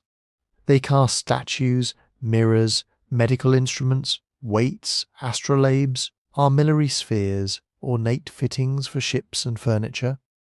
The basic toolkit is well attested. Charcoal furnaces, bellows, crucibles, clay or stone moulds, anvils, hammers, chisels, punches, files, scrapers, drills, abrasives. Nothing exotic, just metal, fire, and a lot of practice. The gears for the Antikythera Mechanism almost certainly began life as cast blanks.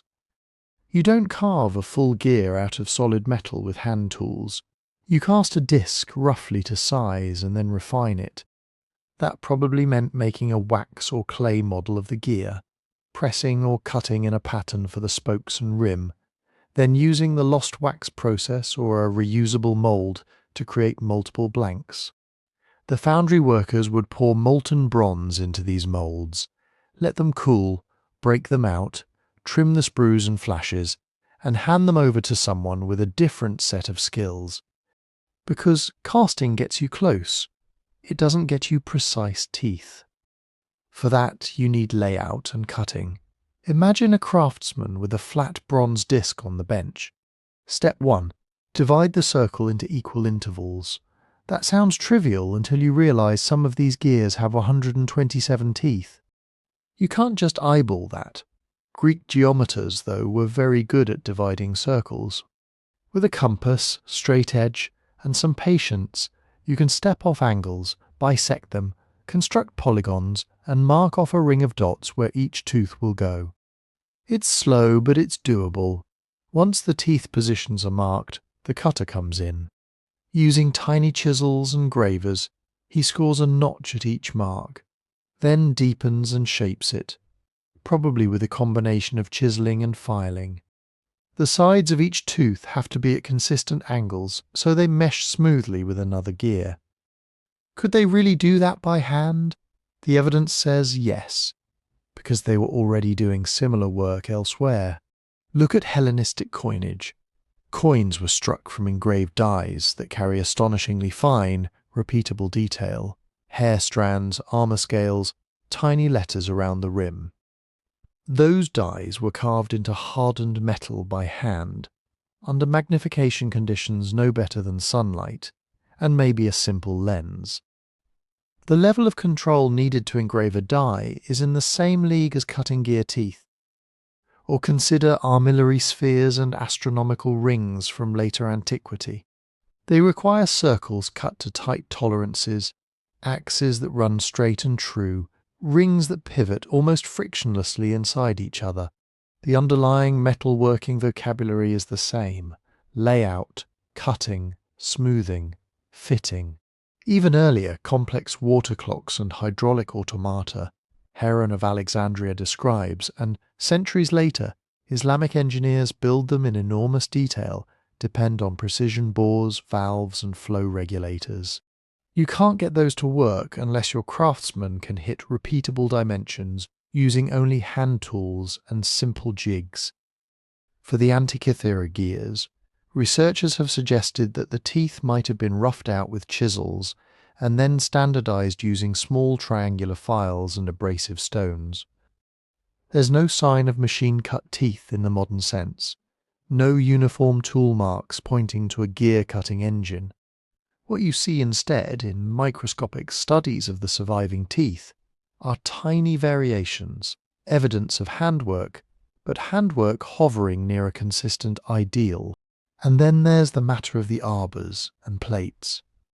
Gears don't just float in space.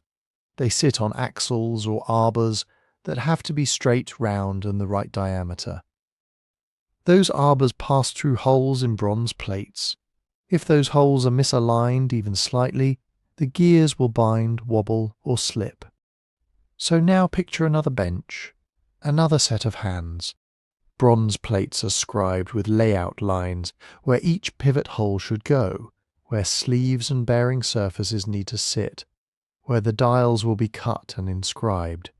Holes are started with a punch and opened with bow drills, a simple but effective tool where a cord wrapped around the drill shaft is driven back and forth by a bow, spinning the bit. Bow drills combined with abrasives like emery can produce very clean round holes. Artisans had used them for centuries to drill gemstone beads and inlay cavities in hard stone. Applying that to bronze is well within their capabilities. Once the plates are drilled, the arbors are turned or filed to fit. Each arbor might carry one or more gears, pinned or riveted in place. Washers, spacers, and little collars keep everything at the right spacing so one gear meshes with another, but not with anything it isn't supposed to touch. Repeatability and alignment are the monsters hiding under the workbench here. It's one thing to make a single beautiful object, a statue, a ceremonial bowl, where small dimensional errors only change the aesthetics. It's another to make 50-odd gears that have to obey numerical relationships. If a gear is supposed to have 38 teeth and it winds up with 37 because you miscounted your scribe marks, the ratio it encodes is wrong. If two arbors are just a hair too close, friction goes up and the crank becomes stiff or jams. If a plate warps during finishing, shafts tilt. Modern clockmakers worry about these things even with lathes and micrometers. A Hellenistic mechanician had only dividers, rules, squares, and his own muscle memory.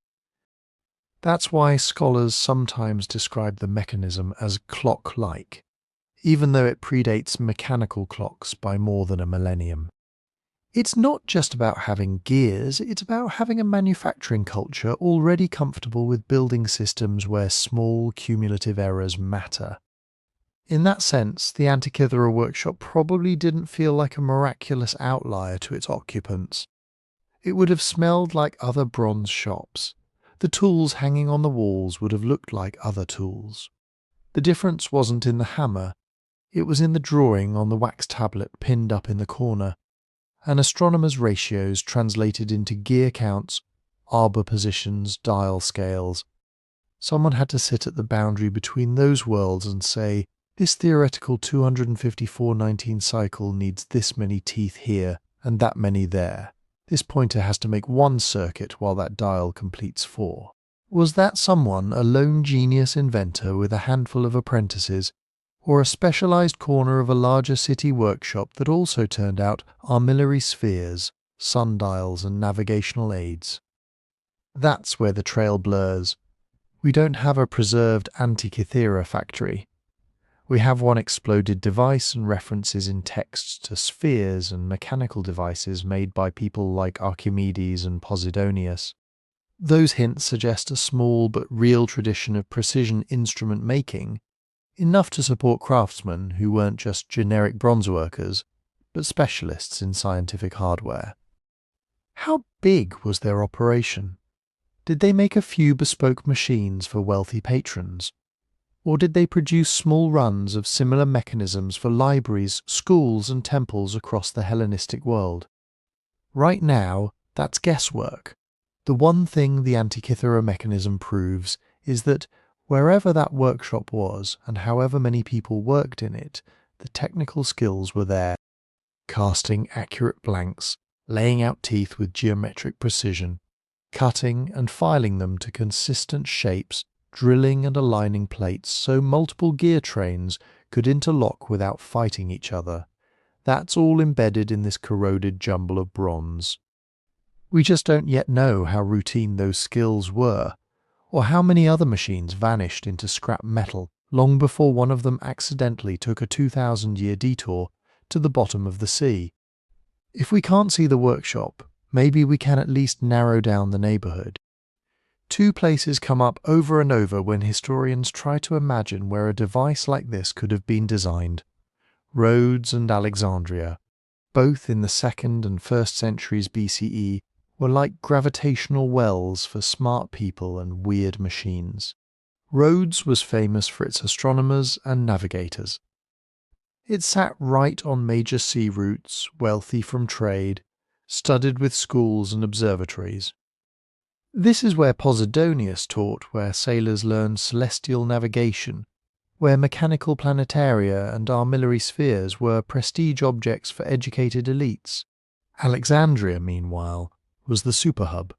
The library and the museum weren't just book warehouses, they were research institutes bankrolled by Ptolemaic kings.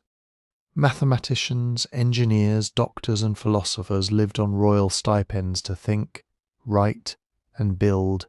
This is the city of Ctesibius and Heron, of water clocks, automata, and pneumatic toys that were really engineering demos in disguise. If you're going to put your money on where high-level astronomical theory and precision metalwork might collide, those two cities are hard to beat. That's why, whenever the Antikythera mechanism comes up, so do names like Archimedes and Hipparchus. Archimedes gets dragged into almost every conversation about ancient machines. He was a generation or two earlier than the mechanism's likely date, based in Syracuse, but we know from later texts that he constructed spheres that represented the motions of the heavens. Cicero actually described seeing one in Rome captured as booty, where you could crank a mechanism and watch the sun, moon and planets move. It's not the same as the Antikythera device, but conceptually it's in the same family. Mathematical astronomy embodied in rotating hardware. Hipparchus, on the other hand, is the ghost behind many of the mechanism's specific numbers. He worked on Rhodes roughly a century before the shipwreck, and he's credited with major breakthroughs in lunar and solar theory. The strange non-uniform motion of the moon, the use of certain eclipse cycles, those things line up suspiciously well with what the gears appear to encode. Some scholars have argued that the lunar gear train is basically Hipparchus's model turned into bronze. That doesn't prove he designed this box, but it does suggest that whoever did was drinking from the same mathematical well. The problem is, the evidence is all sideways. We have no inscription that says, "Made by Hipparchus and Sons Rhodes." We have no ancient author telling us, "So and so built a portable eclipse computer." What we have are converging hints, dates that match, theories that match, and a device that behaves like something those men could have imagined. And that brings up another quiet complication. Theory isn't the same as fabrication. The Antikythera Mechanism almost certainly wasn't the work of a lone philosopher tinkering in his study. It looks more like a collaboration between at least two castes of expertise.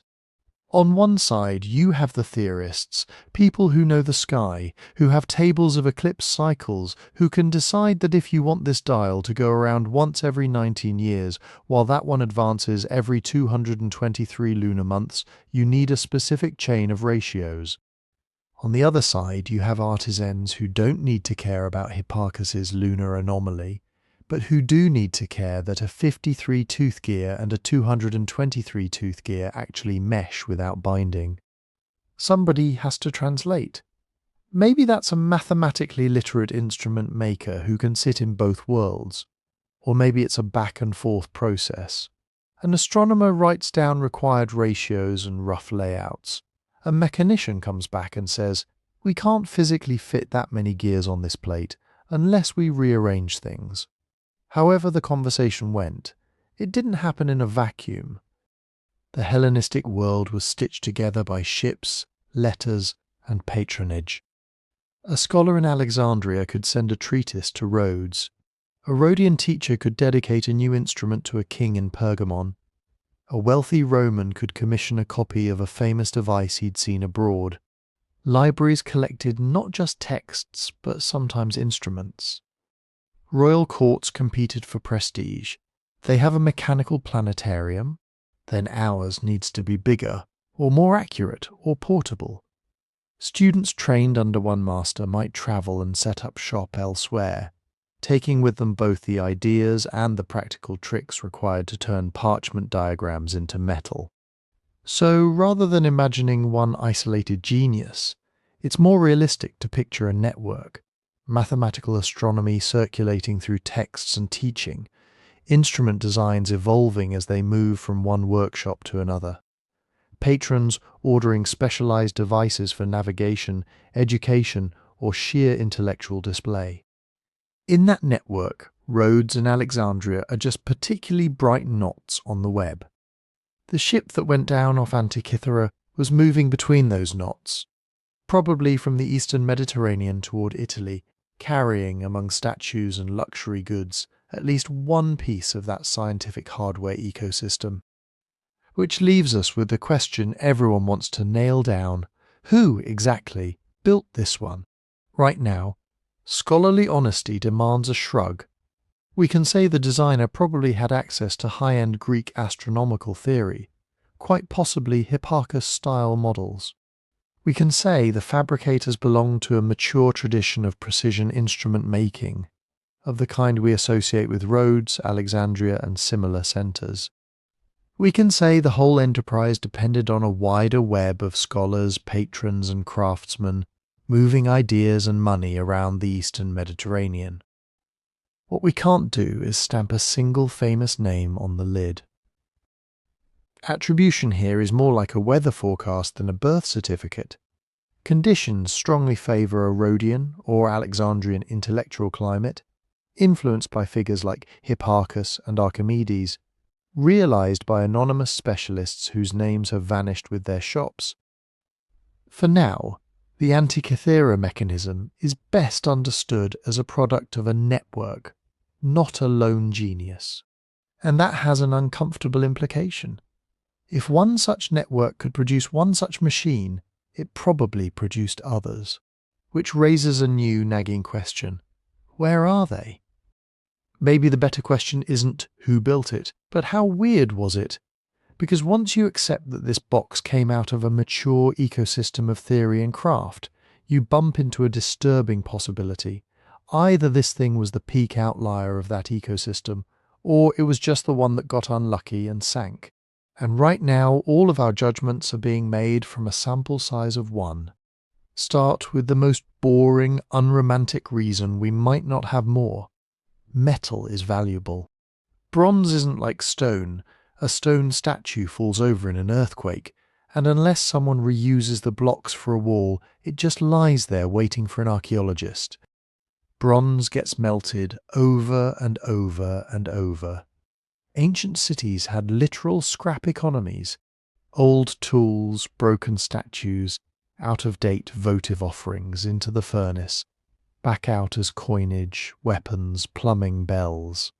A box full of finely cut gears isn't mysterious scientific heritage. It's X kilograms of high-quality alloy you can turn into something you actually need.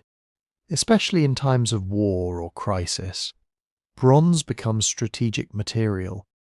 If a mechanism like this fell out of fashion, or broke in a way that seemed not worth repairing, there is almost no cultural or religious barrier to tossing it in with the junk and recasting it. So even if there had been a shelf of these devices in some Rhodian workshop, the default fate for most of them was probably oblivion by recycling, not preservation in a museum. Then add fragility. The Antikythera mechanism only survived at all because it died violently and quickly. It went down with a ship, got buried in sediment, sealed away in a relatively low oxygen environment. It was destroyed just enough to be protected. On land, delicate gear trains are terrible long-term survivors. Corrosion eats them, looters strip them, medieval tinkerers raid them for clock parts, later restorers fix them beyond recognition. A wooden case rots or burns, copper alloy plates delaminate, slender axles snap. The intersection of device survives in recognizable form for 2,000 years, and device was common enough to represent its tradition, is very small. So from the standpoint of pure taphonomy, what lives, what dies, and what shows up in the ground, the Antikythera mechanism is already a statistical freak. But here's where it gets trickier. That freak distorts our imagination. When you only have one example, it's incredibly tempting to treat it as either the alpha and omega of its kind or as a total fluke. Both attitudes are dangerous. If you decide it's normal, you start retrofitting the entire Hellenistic world with precision gear computers. Of course, every serious philosopher had one of these on his desk. That's fantasy. If you decide it's unique, you risk underestimating what those same people could do, because you've drawn a false line. This is the one magical leap. Everything else was simple by comparison. That's also fantasy. The reality is probably somewhere in between, and some of our only guides are texts that talk about things that sound suspiciously similar. Cicero again mentions not just an Archimedean sphere, but more than one kind of mechanical cosmos. He describes a device made by a later Roman, Posidonius, that shows the movements of the sun, moon, and 5 known planets.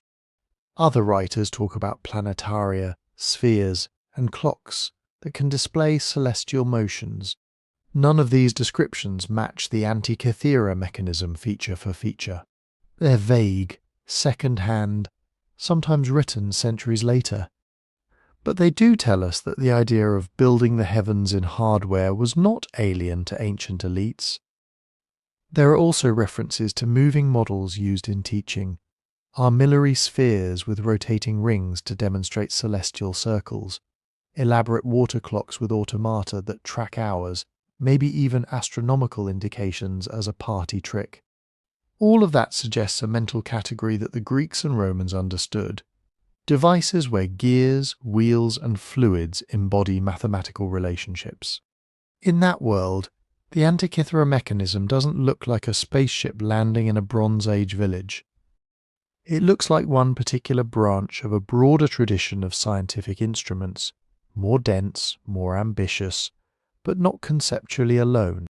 So what are our options? One possibility is that it really was a one-off masterpiece. A rich patron commissions the most advanced astronomical gadget of his age. A team pools decades of theory and shop wisdom into this single object. It's so hard to build, and so rarely worth the expense, that nobody ever makes another on quite this level. Another is that it's the survivor of a tiny, rarefied family of mechanisms. Maybe a handful existed at any given time. Demonstration models in libraries, teaching tools in schools, prestige gifts traded between kings, navigation aids for particularly serious sailors. They were never mass-produced, they were bespoke, fragile, and always in danger of being melted down. A third, more radical possibility is that there was a broader lineage of gear astronomy we just haven't uncovered yet.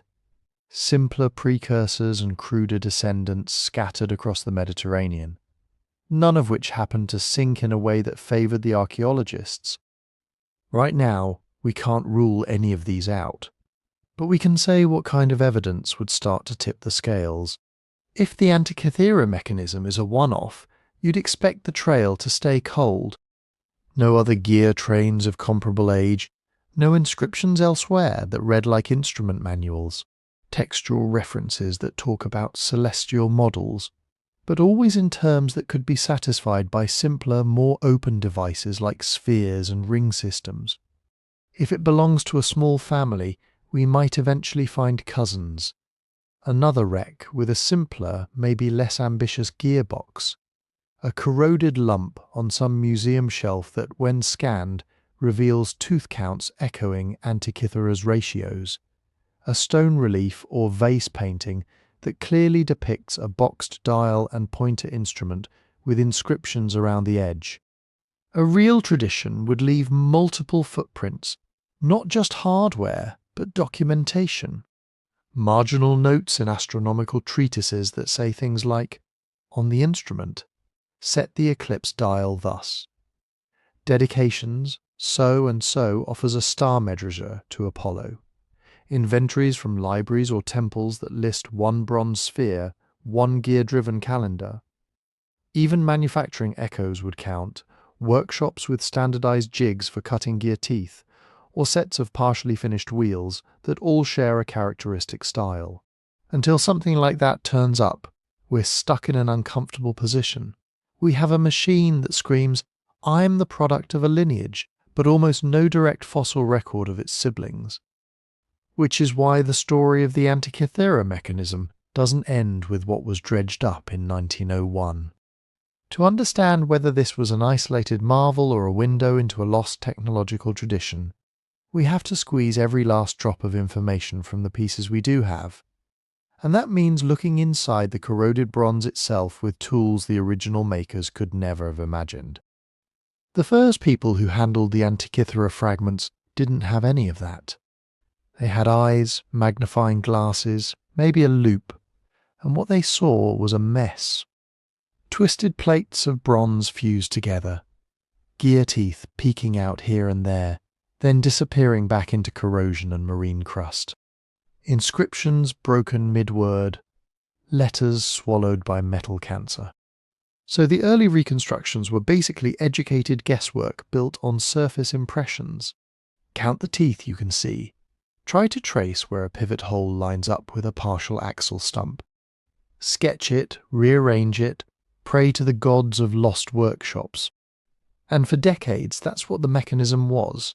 A 2,000-year-old jigsaw puzzle where half the pieces had been dissolved by seawater, and the picture on the box was missing. Then radiography arrived. The first X-rays taken of the fragments in the mid-20th century were crude by today's standards, but they were a revolution. Where the eye saw an opaque lump, the X-ray saw layers. Faint shadows of hidden gear teeth, circles and arcs that betrayed buried wheels. In some places, ghostly Greek letters pressed or engraved into plates, now completely sealed inside corrosion. For the first time, researchers could say, "There's a gear here behind this surface," instead of just guessing. But standard radiographs are like flattened shadows. You're still collapsing 3 dimensions into 2. Overlapping parts can blur together. A gear behind a plate might project onto the same spot as a gear in front of it.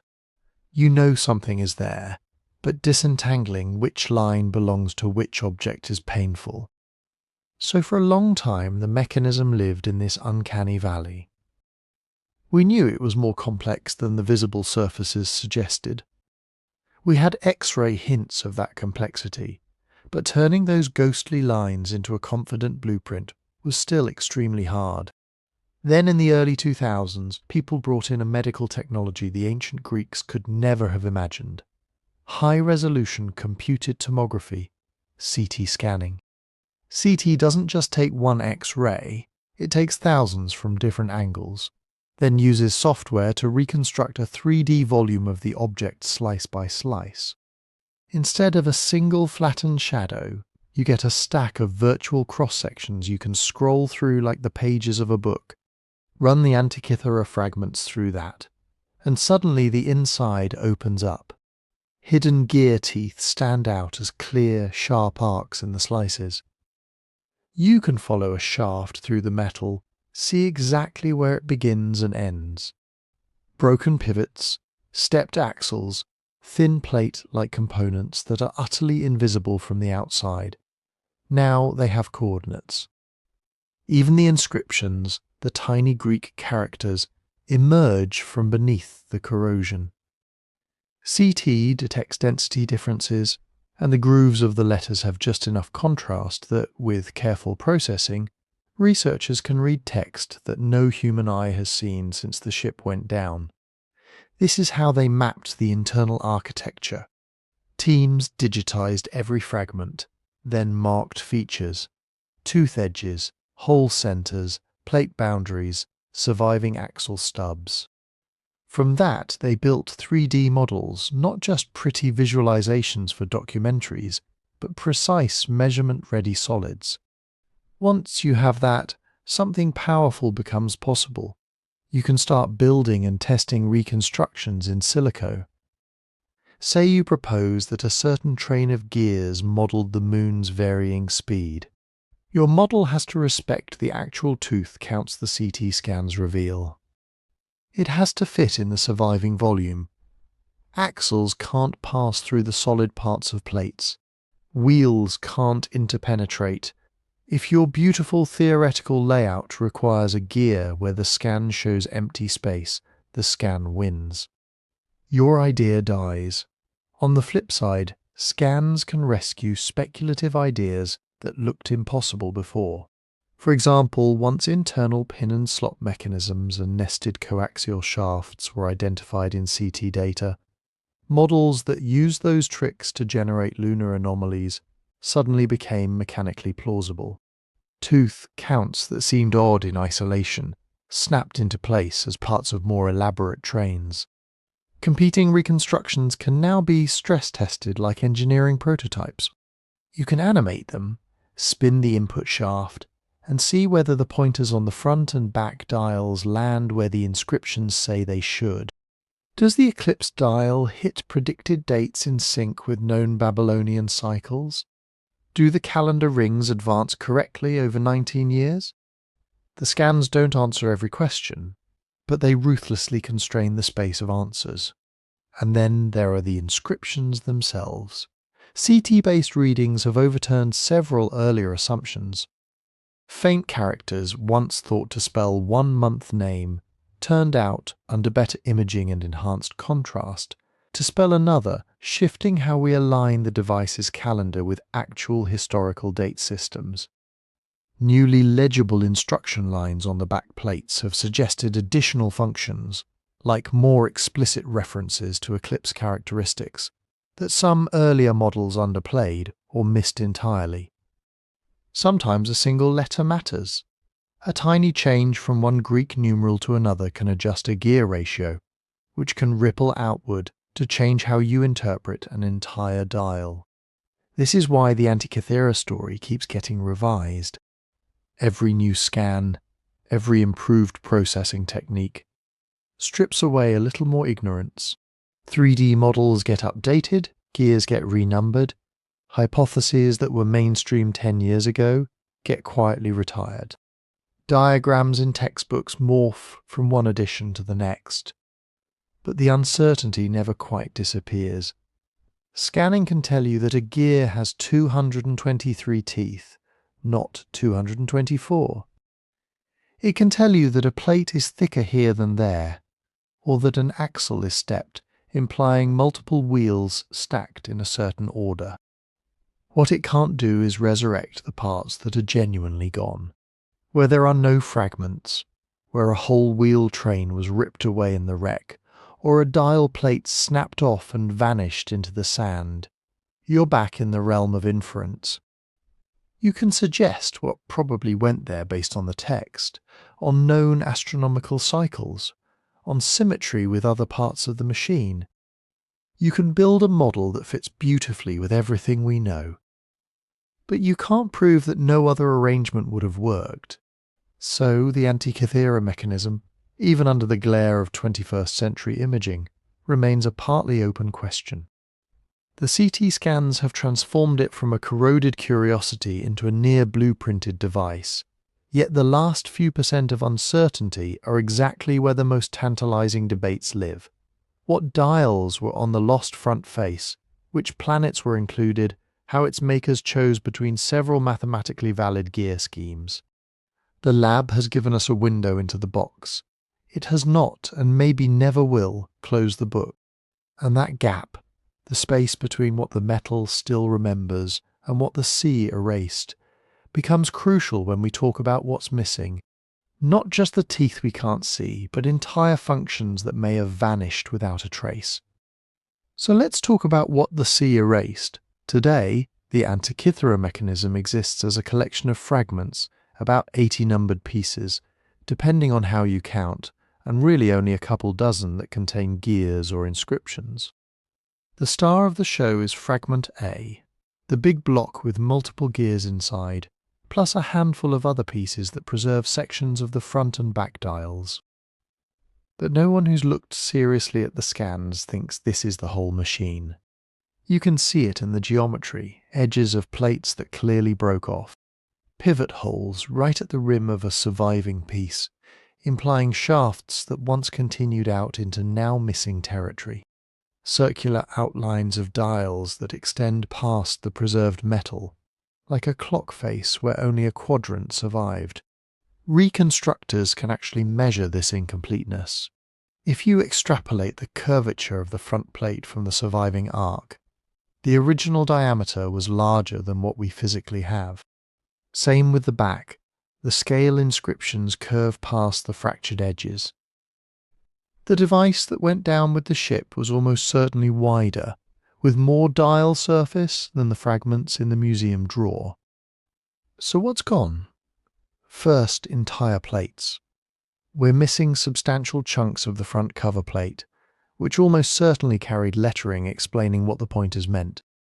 Some reconstructions argue for a user manual text wrapped around the main dial, maybe with labels for planetary indicators.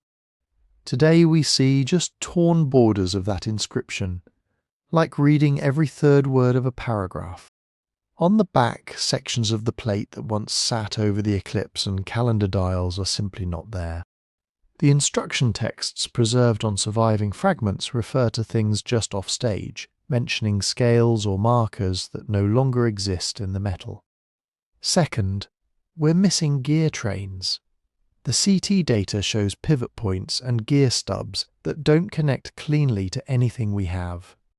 Imagine opening a watch, finding a half gear meshing with air, and a lonely bearing hole nearby.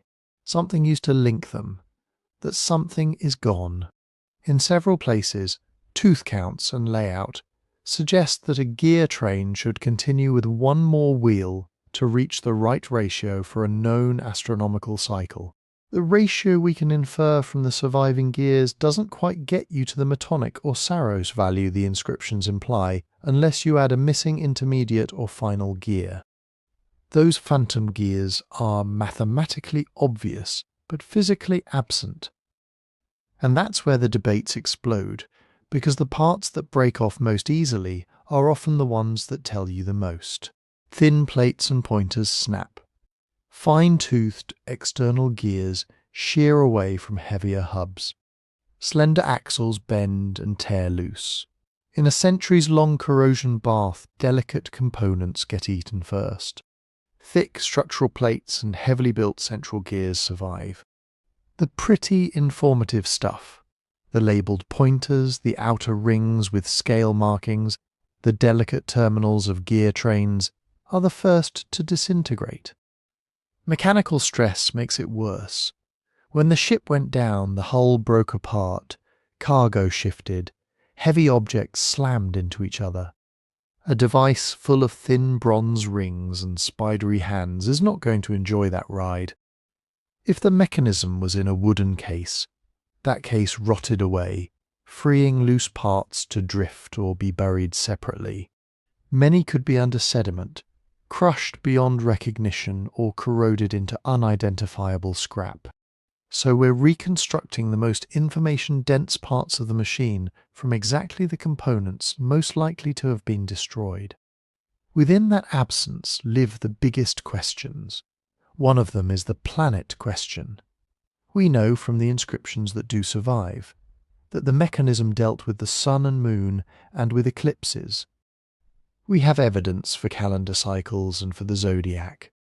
But did it also show the positions of the known planets Mercury, Venus, Mars, Jupiter, Saturn? Some scholars think yes, almost certainly. They point to fragmentary Greek text on the front that appears to reference planetary phenomena.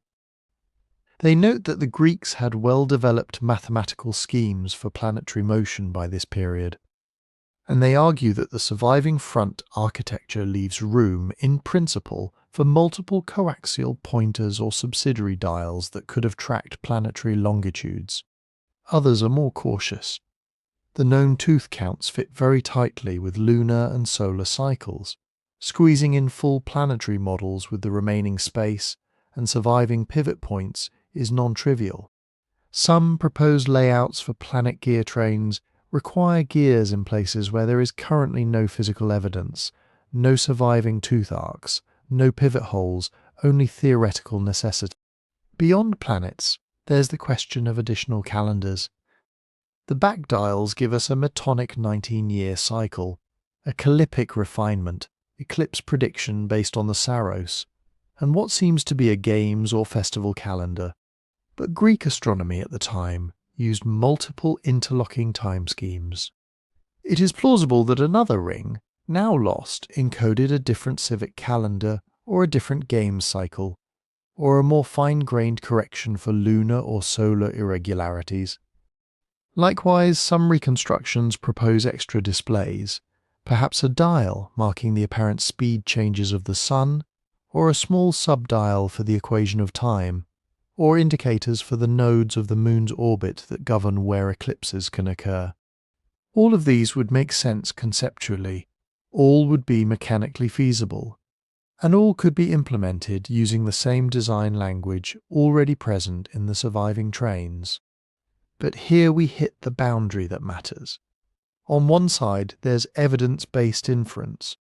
When an inscription fragment literally names a known period, 223 months, the length of the Saros, and your surviving gears produce exactly that ratio, you're on solid ground. When a pivot hole and a partial gear arc give you a tooth count that matches a known cycle, and there's an instruction nearby describing that cycle, you're not speculating wildly. You're finishing a sentence. The device itself started. On the other side, there's speculation dressed in plausible clothes. When a reconstruction requires a whole tower of gears in a volume where the CT scan shows no surviving features, that's a model, not a fact. When someone adds a planetary dial because it would be elegant or symmetrical, but there's no direct textual or physical trace, that's a hypothesis, not a discovery. Researchers are usually careful to label these zones. Papers will distinguish between observed teeth and reconstructed teeth, between inscription-attested functions and proposed ones. But once a neat, fully built model hits popular media, those caveats can blur. A hypothetical Mars pointer becomes the mechanism tracked Mars, even though the metal never actually told us that outright. So what's missing? Almost certainly, at least one full faceplate, portions of both dials, multiple pointers, and sections of gear trains that carried information from the input crank to their final indicators. Possibly planetary displays, extra calendars, and more nuanced astronomical corrections than we can currently prove.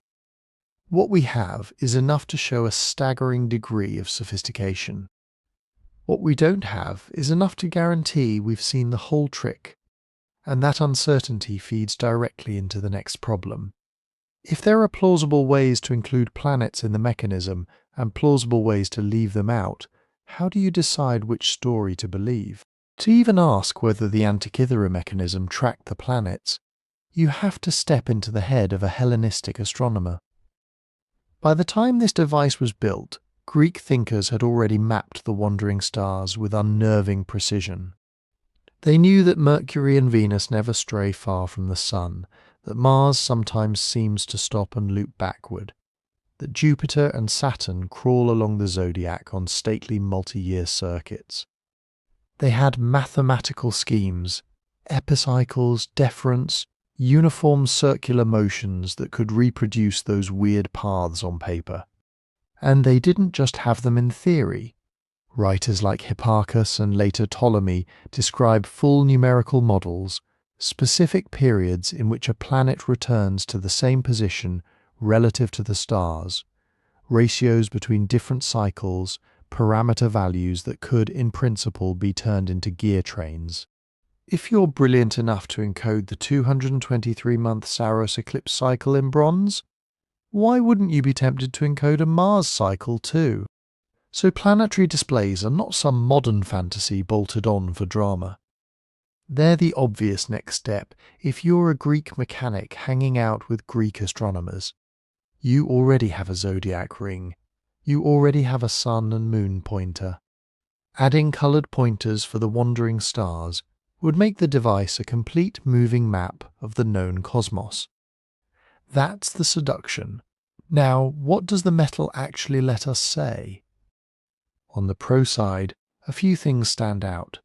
There are tantalizing inscription fragments on the front that appear to refer to stationary points and retrogradations, terms that in Greek astronomy specifically describe what planets do when they slow, stop, and reverse against the stars.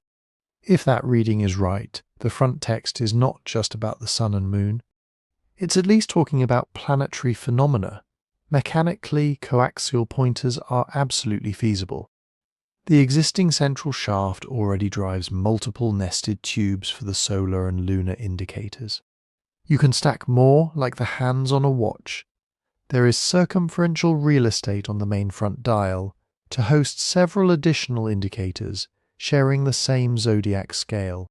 Nothing in the surviving architecture forbids it. Mathematically, several known planetary periods can be approximated by ratios that are gear-friendly, combinations of small integers that can be broken up into the kinds of tooth counts we actually see used elsewhere in the mechanism. When researchers search for integer ratios that match known Greek planetary models, they find candidate trains that could fit within a plausible gear budget. But then the con side answers back. The surviving gears, as far as we can currently count their teeth, are already heavily committed. Their ratios fall into neat alignments with lunar anomalies, eclipse periodicities, calendar cycles. There isn't a lot of slack. To support full epicyclic models for 5 planets, you need extra gears, often a lot of extra gears, because each planet's motion, in the Greek scheme, is a composite of at least 2 circular motions with different periods. Some proposed reconstructions solve this by building literal gear towers behind the front dial, elaborate stacks of wheels, pin and slot linkages, and nested axes dedicated to Mercury, Venus, Mars, Jupiter and Saturn. They can make these work on paper. The ratios check out. The motions they generate look like what Greek astronomers described. The problem is that many of these gear towers inhabit ghost territory. They occupy volumes where the CT scans show no surviving pivot holes, no broken gear stubs, no scars on the plates where an axle once sat. They require tooth counts that are unconstrained by any fragmentary arcs. They assume the existence of gears that are not just missing, but leave no physical trace in the metal we have. That doesn't make them wrong. It just makes them optional. There's also the question of space. The Antikythera mechanism is not huge. You can, in principle, cram 5 planetary trains into the front half if you use clever tricks, shared gears, compound wheels, non-circular cams. Some reconstructions, like those by Michael Wright and Tony Freeth's group, show radically different ways to do this, both mechanically plausible, both consistent with Greek mathematics. But each choice has a cost. Add a planetary stack here and you may have to move a known lunar gear there. Change the layout to accommodate one planet, and you might make it harder to fit another. Every time a reconstruction deviates from the minimal configuration needed to explain the surviving evidence, it starts to drift from "this is what was there" toward "this is what could have been there." So what would count as a smoking gun? One option is inscriptions. If a new fragment turned up with clear labels like Mars pointer, Jupiter ring, or a list of synodic periods tied explicitly to the front dial, that would change the game. The back dials essentially advertise what they're for in text. A similar textual witness on the front would be decisive. Another would be hard mechanical anchors. If future CT work or new fragments revealed pivot holes in exactly the right radial positions, with wear patterns indicating coaxial tubes stacked beyond the Sun and Moon, that would be strong support. Even better, partial gear arcs whose teeth, when counted, forced a ratio matching a known planetary period rather than a lunar or solar one. A 5-2 or 7-19 combination that screams Jupiter sitting on the front dial side would be hard to explain away. Until that happens, we're living in a superposition of stories. In one story, the Antikythera Mechanism is already mind-bending, a solar-lunar eclipse computer with calendars and games, but no explicit planets. Its builders knew how to calculate planetary positions on papyrus, and felt no need to mechanize everything. In the other story, which is equally plausible on present evidence, the surviving fragments are only the skeleton of a fully planetary display. The lost front plate once bristled with pointers, Mercury and Venus flanking the Sun, Mars looping in lazy retrograde, Jupiter and Saturn inching along the Zodiac. The gear trains that drove them were the very parts most likely to shear off and vanish. Both stories fit the data we have. Both are consistent with Hellenistic science. Both are actively defended by serious scholars who agree on the measurements but disagree on how far we're allowed to extrapolate. And that tension is part of the appeal. The Antikythera mechanism sits right on the edge between what we can prove and what we can only imagine. Every new reconstruction is a hypothesis cast in brass, an argument about how bold its makers really were. Did they stop at the Moon, or did they go all the way out to Saturn? For now, the planets remain a question, not an answer. Which brings us to a deeper issue. When the physical and textual evidence run out, how do scientists decide between competing versions of the machine? What counts as rigour and what counts as wishful thinking when you're trying to resurrect a 2,100-year-old computer from a handful of corroded gears? Because here's the uncomfortable truth. The Antikythera Mechanism is a poster child for something philosophers of science call underdetermination. That just means this: the evidence we have does not force us into a single unique story. The same fragments, the same tooth counts, the same half-erased inscriptions can be woven into multiple coherent designs. You can build a minimalist Antikythera that sticks to the sun, moon, eclipses and calendars. You can build a maximalist Antikythera, bristling with planetary trains and extra dials. Both can respect every surviving mark in the metal. Both can be internally consistent. Both can be demonstrated on a workbench. The universe doesn't hand you a label that says, "This is the one they actually built." Instead, what scientists get is an object that's been smashed, corroded, and partially eaten by the sea, plus scraps of Greek text that look like someone tried to print a user manual on a bronze casing and then left it in salt water for 2,000 years. So every reconstruction is part archaeology, part engineering, and part argument. The argument starts at a very basic level, reading what's written. Those inscriptions that seem to talk about stationary points and retrogradations, they're not carved in neat modern fonts. They're cramped, weathered, overlain by corrosion blooms. Sometimes a letter is mostly gone, and you're staring at a faint scratch that might be an eta, or might be a pi, or might just be a crack. Change one letter, and suddenly the phrase doesn't mean stationary point anymore. It means standing hour, or fixed mark, or nothing recognizable at all. That's not a minor typo. That's the difference between this dial describes planetary behavior and this dial is just dividing time. The same goes for numbers. On one back dial, there's a sequence of month names and eclipse predictions. A single misread numeral can flip a 223-month Saros cycle into some weird non-Greek period that no one ever used. When teams re-examine the CT scans and revise the reading from, say, 235 to 239, it cascades. You have to rethink which astronomical cycle they were encoding, which gears plug into that cycle, and how the rest of the train must be arranged to keep everything synchronized. Tiny epigraphic choices, how you read a scratch, ripple outward into the entire architecture of the machine. And that's before you get to the biggest minefield of all, our own assumptions. We live in a world where computer means laptops and smartphones. When people hear ancient Greek computer, the brain instantly wants to see something like a mechanical laptop, with menus and modules and upgrade paths. It's very easy to project that mindset backwards and assume the Antikythera mechanism must have been as general and feature complete as possible. If they could calculate something, surely they would have built a dial for it. That's a progress narrative.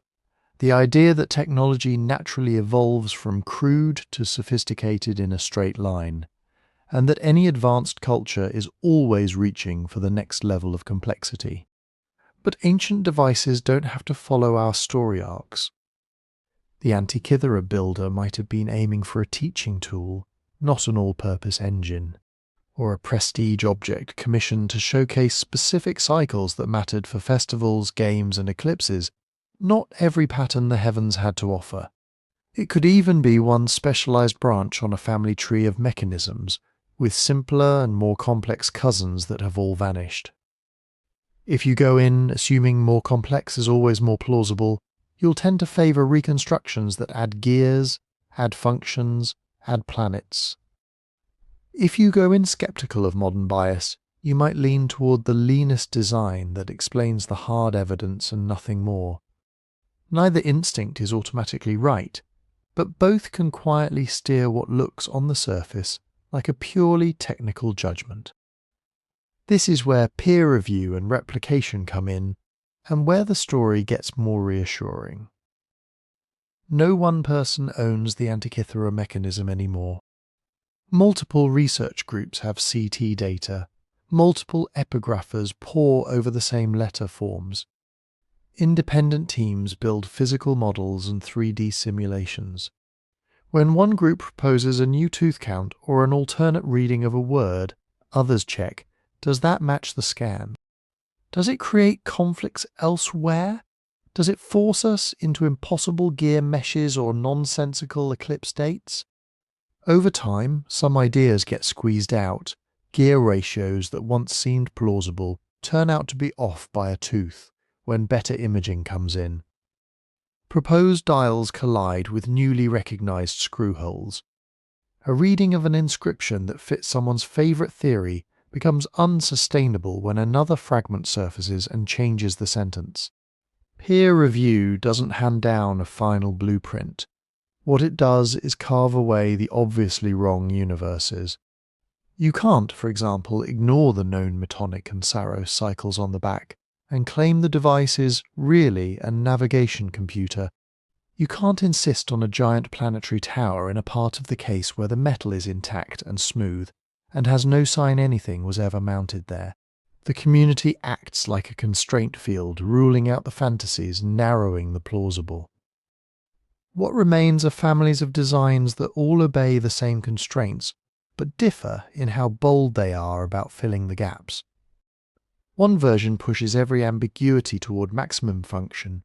Another sticks obsessively close to what's literally attested in metal and text, even if that produces an oddly lopsided machine.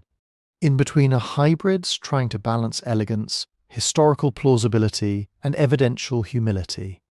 And that brings us to a bigger question that reaches beyond this single device. What do these debates tell us about ancient scientific practice itself? The Antikythera mechanism is not just a puzzle of missing gears. It's a window into how Greek astronomers and artisans thought about models, prediction, and explanation. Did they regard the heavens as something you could literally build cycle by cycle in miniature? How did they choose which phenomena were worth encoding in bronze, and which were left to written tables or a human calculator's head? To get at that, we have to go back to where the machine likely came from: workshops, libraries, and research communities in the Hellenistic world, where mathematicians and metalworkers were collaborating on a new way to understand the cosmos. And that trail leads us, strangely enough, right back to the bottom of the sea, because the next step in the story depends on finding out whether this mechanism was a one-off marvel or just the sole survivor of an entire lost industry. To answer that, scientists did something very simple and very hard at the same time. They went back. Not back in time, but back to that same ugly rock wall off the island of Antikythera, where sponge divers first stumbled on the wreck in 1900. Only this time, instead of wool swimsuits and brass helmets, they showed up with rebreathers, mixed gas systems, robotic scooters, and underwater mapping tech that would have looked like straight-up magic to those first crews. The original excavations were heroic but brutal. Divers had a few minutes on the bottom, huge risks of the bends, and almost no ability to work delicately. They grabbed statues, amphorae, obvious treasures. Anything small, fragile, or buried stayed where it was or got trampled into the sediment. Modern underwater archaeology is the opposite of that. Teams spend months surveying before they seriously touch anything. They grid the site, stitch together high-resolution photogrammetry so detailed you can walk, the seafloor in VR, run sonar and metal detectors, even drag tiny cores of sediment to see what's hiding underneath. They can position a diver to within a few centimeters on a digital map and say, okay, put your brush exactly here. And when you're looking for something like the Antikythera mechanism, that precision matters. Because the odds that this ship was carrying exactly one complex bronze device and nothing else like it are not great. It might have been a cargo of high-end luxury goods, scientific instruments and statuary headed to a rich Roman collector. It might have been a mobile workshop with tools and parts. If there were 2, 3, or 10 mechanisms aboard, most of them could be in pieces, the size of coins, folded into concretions or buried under 1/2 meter of sand. The new expeditions are hunting for those crumbs. They're not just after more gears either. A single extra fragment with one intact tooth count could lock down a gear ratio and kill off entire families of reconstructions. A small sliver of casing with clearer lettering could settle arguments over whether a phrase really says retrogradation or something more mundane. Even a bit of wood with the pattern of a mounting frame could tell us whether the missing front of the device was flat, stepped, towered, or something no one's imagined yet. Then there are the really tantalizing possibilities. Imagine finding a second mechanism that's similar but not identical. Maybe it's simpler. Maybe it has only the Metonic and Saros cycles, no fancy lunar anomaly, just a clean eclipse calculator. Suddenly you're not looking at a one-off genius contraption. You're staring at a product line. A family of devices with options, upgrades, and different models tailored to different uses. Or imagine unearthing a set of specialized tools, custom gear cutting files, indexing plates, templates with regular hole patterns. That would be physical proof of a dedicated workshop culture, not just a lone artisan. It would tell us that someone, somewhere, had standardized the process of turning abstract numbers into metal teeth. The wildest dream is an inscription that's not on the mechanism at all. A bronze or marble plaque with a maker's name and a phrase like cosmic sphere, with all the motions of the planets. Or a cargo list that literally says one calendar device by such and such philosopher. Even something as dry as a scratched shipping mark. Library of Rhodes or property of the school at Pergamon could tie the mechanism to a known intellectual community. But the seafloor doesn't owe us anything. The site has been disturbed repeatedly by the original salvage, by storms, by gravity, slowly pulling artifacts downslope. Corrosion has been eating at exposed metal for 2,000 years. Every fragment we don't find this decade is another decade of slow chemical vandalism. And underwater archaeology is not a free-for-all. There's a growing consensus that you don't just hoover up everything because you can. Archaeologists, local authorities, and UNESCO conventions all lean toward a simple principle. Excavate as little as you need to answer clear questions, and only when you can conserve and study what you raise. Once you remove something from the seafloor, you've destroyed its original context forever. You can't put it back. So each new campaign at Antikythera is a balancing act. On one side, the urgent hope that more pieces are still there. On the other, the knowledge that over-digging the site could ruin future work or destroy subtle patterns in how the cargo lies, patterns that might be the only way to reconstruct how many similar objects were originally on board. That tension is part of why this story is still very much alive. Every few years, a new season of dives generates a flurry of headlines. A bronze arm from another statue, a clump of nails from the hull, a mysterious compacted mass of metal that might or might not hide another mechanism inside. CT scanners get better. Image processing improves. Epigraphers revisit old photos and see letters no one noticed before. This isn't the kind of mystery where we sift through a fixed pile of evidence and argue forever. The pile keeps changing, the dataset grows. The seafloor is still talking slowly in bubbles and barnacles and half-revealed shapes. And that's also why it's a good moment to zoom out for a second. If you're the kind of person who loves that feeling that we're walking around with questions the universe hasn't fully answered yet, this video is just one piece of a bigger puzzle. We've put together a book about 12 of the strangest, most stubbornly unexplained discoveries in science and history, from impossible fossils to anomalous stars. You can grab it on our website, the link's in the description, and there's a discount running this week. Because the Antikythera Mechanism is extraordinary, but it's not alone. It sits in a whole landscape of we shouldn't be seeing this, and yet we are.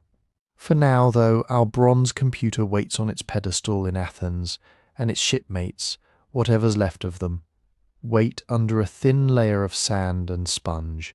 Somewhere down there might be a broken gear that settles the planet question, a scrap of text that names the workshop, a second device that proves this was an industry, not an accident. Or maybe there's nothing major left. Maybe this really is all we get, an almost impossible level of sophistication, glimpsed through a keyhole of corrosion. Either way, the mechanism has already forced us to rethink what ancient technology could do. To go further, we have to step back from the seabed and look up again at the people and ideas that made such a device thinkable in the first place. So let's pin down what we actually know and what we probably never will. The Antikythera Mechanism proves that, by the 1st century BCE at the latest, there were people in the Mediterranean world who could do something we usually associate with the scientific revolution and the industrial age. They could take abstract mathematical models of the sky, cycles of the moon, patterns of eclipses, shifting calendars, and embody them in bronze. Not just in a symbolic way, not just as diagrams on parchment, but as interlocking gears that turned, clicked, and pointed to answers. It proves that Greek astronomy in the Hellenistic period wasn't just a bunch of philosophers arguing on scrolls. Somebody was taking the tables of Hipparchus, the geometry of Apollonius, the numerical schemes of Babylonian star watchers, and translating that math into hardware. It proves that gearwork in antiquity got far beyond simple mills and water clocks. We're talking about pin and slot mechanisms, differential gearing to model the moon's uneven motion, nested trains that encode ratios you'd usually see on a whiteboard, not on a workshop bench. It proves that there were workshops, whether one or several, capable of extraordinary precision. Craftspeople who could cast or cut teeth with regular spacing, engrave dense text in tiny letters, and assemble a system where a turn of the crank on the side causes 7 or 8 dials to move in coordinated, meaningful ways. It proves that at least for some slice of elite culture, the cosmos was not just a subject of myth or poetry. It was a machine you could model, predict, and maybe even play with. A thing you could hold in your hands and say, this is how the heavens run, all that is baked into the metal. We don't have to guess it.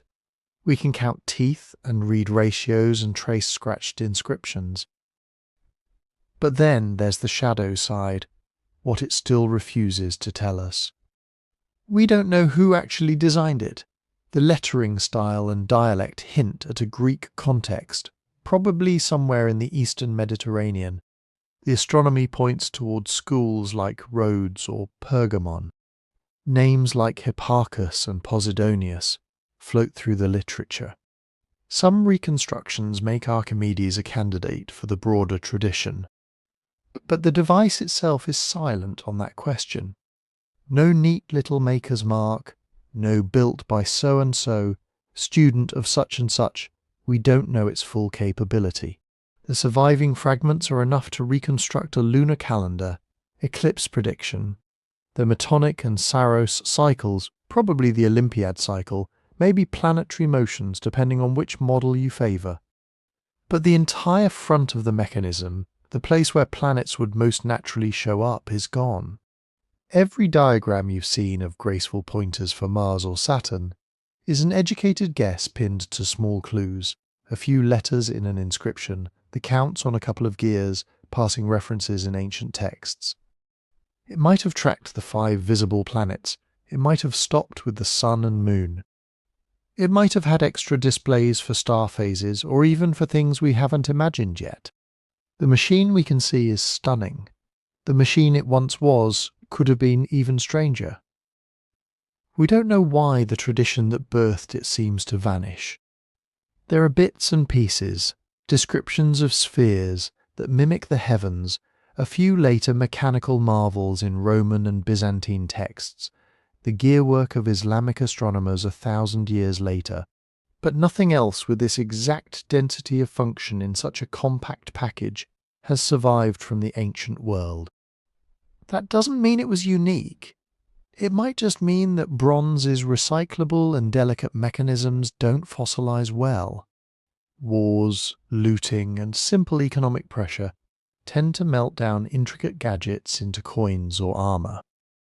A whole ecosystem of devices could have existed: teaching instruments, status toys, portable calculators, without leaving more than a couple of corroded ghosts.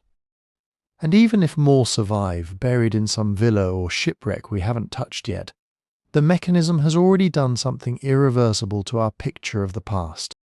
It forces us to stop telling the story of technology as a clean upward curve. No more neat line from primitive ancients to brilliant moderns. Instead, we get a jagged landscape, peaks of sophistication that rise, shine, and then crumble into gaps we only recognize when something like Antikythera pokes through. It makes us take intellectual loss seriously. If someone, 2,000 years ago, could sit at a bench and lay out a gear train for eclipse prediction, then an awful lot of know-how has come and gone between them and us. Whole chains of teacher-to-student transmission snapped by accidents of history. Libraries burned, cities sacked, languages dying in the mouths of the last people who spoke them. And it quietly lowers the bar for what might have been possible elsewhere.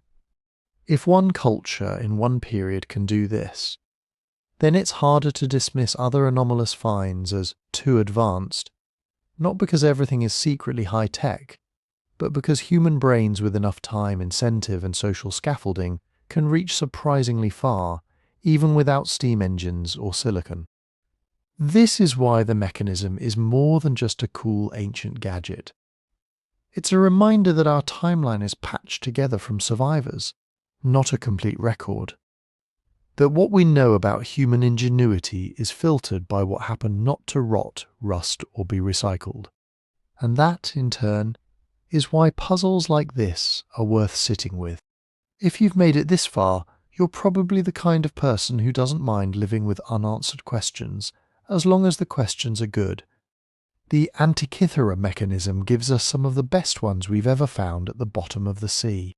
If you want to dive deeper into that feeling, into the bigger pattern of artifacts and observations that don't quite fit the tidy textbook story, we've put together a book on 12 of the most mind-bending prehistoric and ancient mysteries we know of. Strange fossils, out-of-place structures, sky phenomena that still nag at astronomers. It's all in there. You can grab a copy on our website, the link's in the description. If you enjoyed this journey into the gears of an ancient mind, tap like so more people actually see it, subscribe so you don't miss what we do next, and drop a comment telling us where in the world you're listening from. I'd love to know what corner of the planet this 2,100-year-old computer has reached.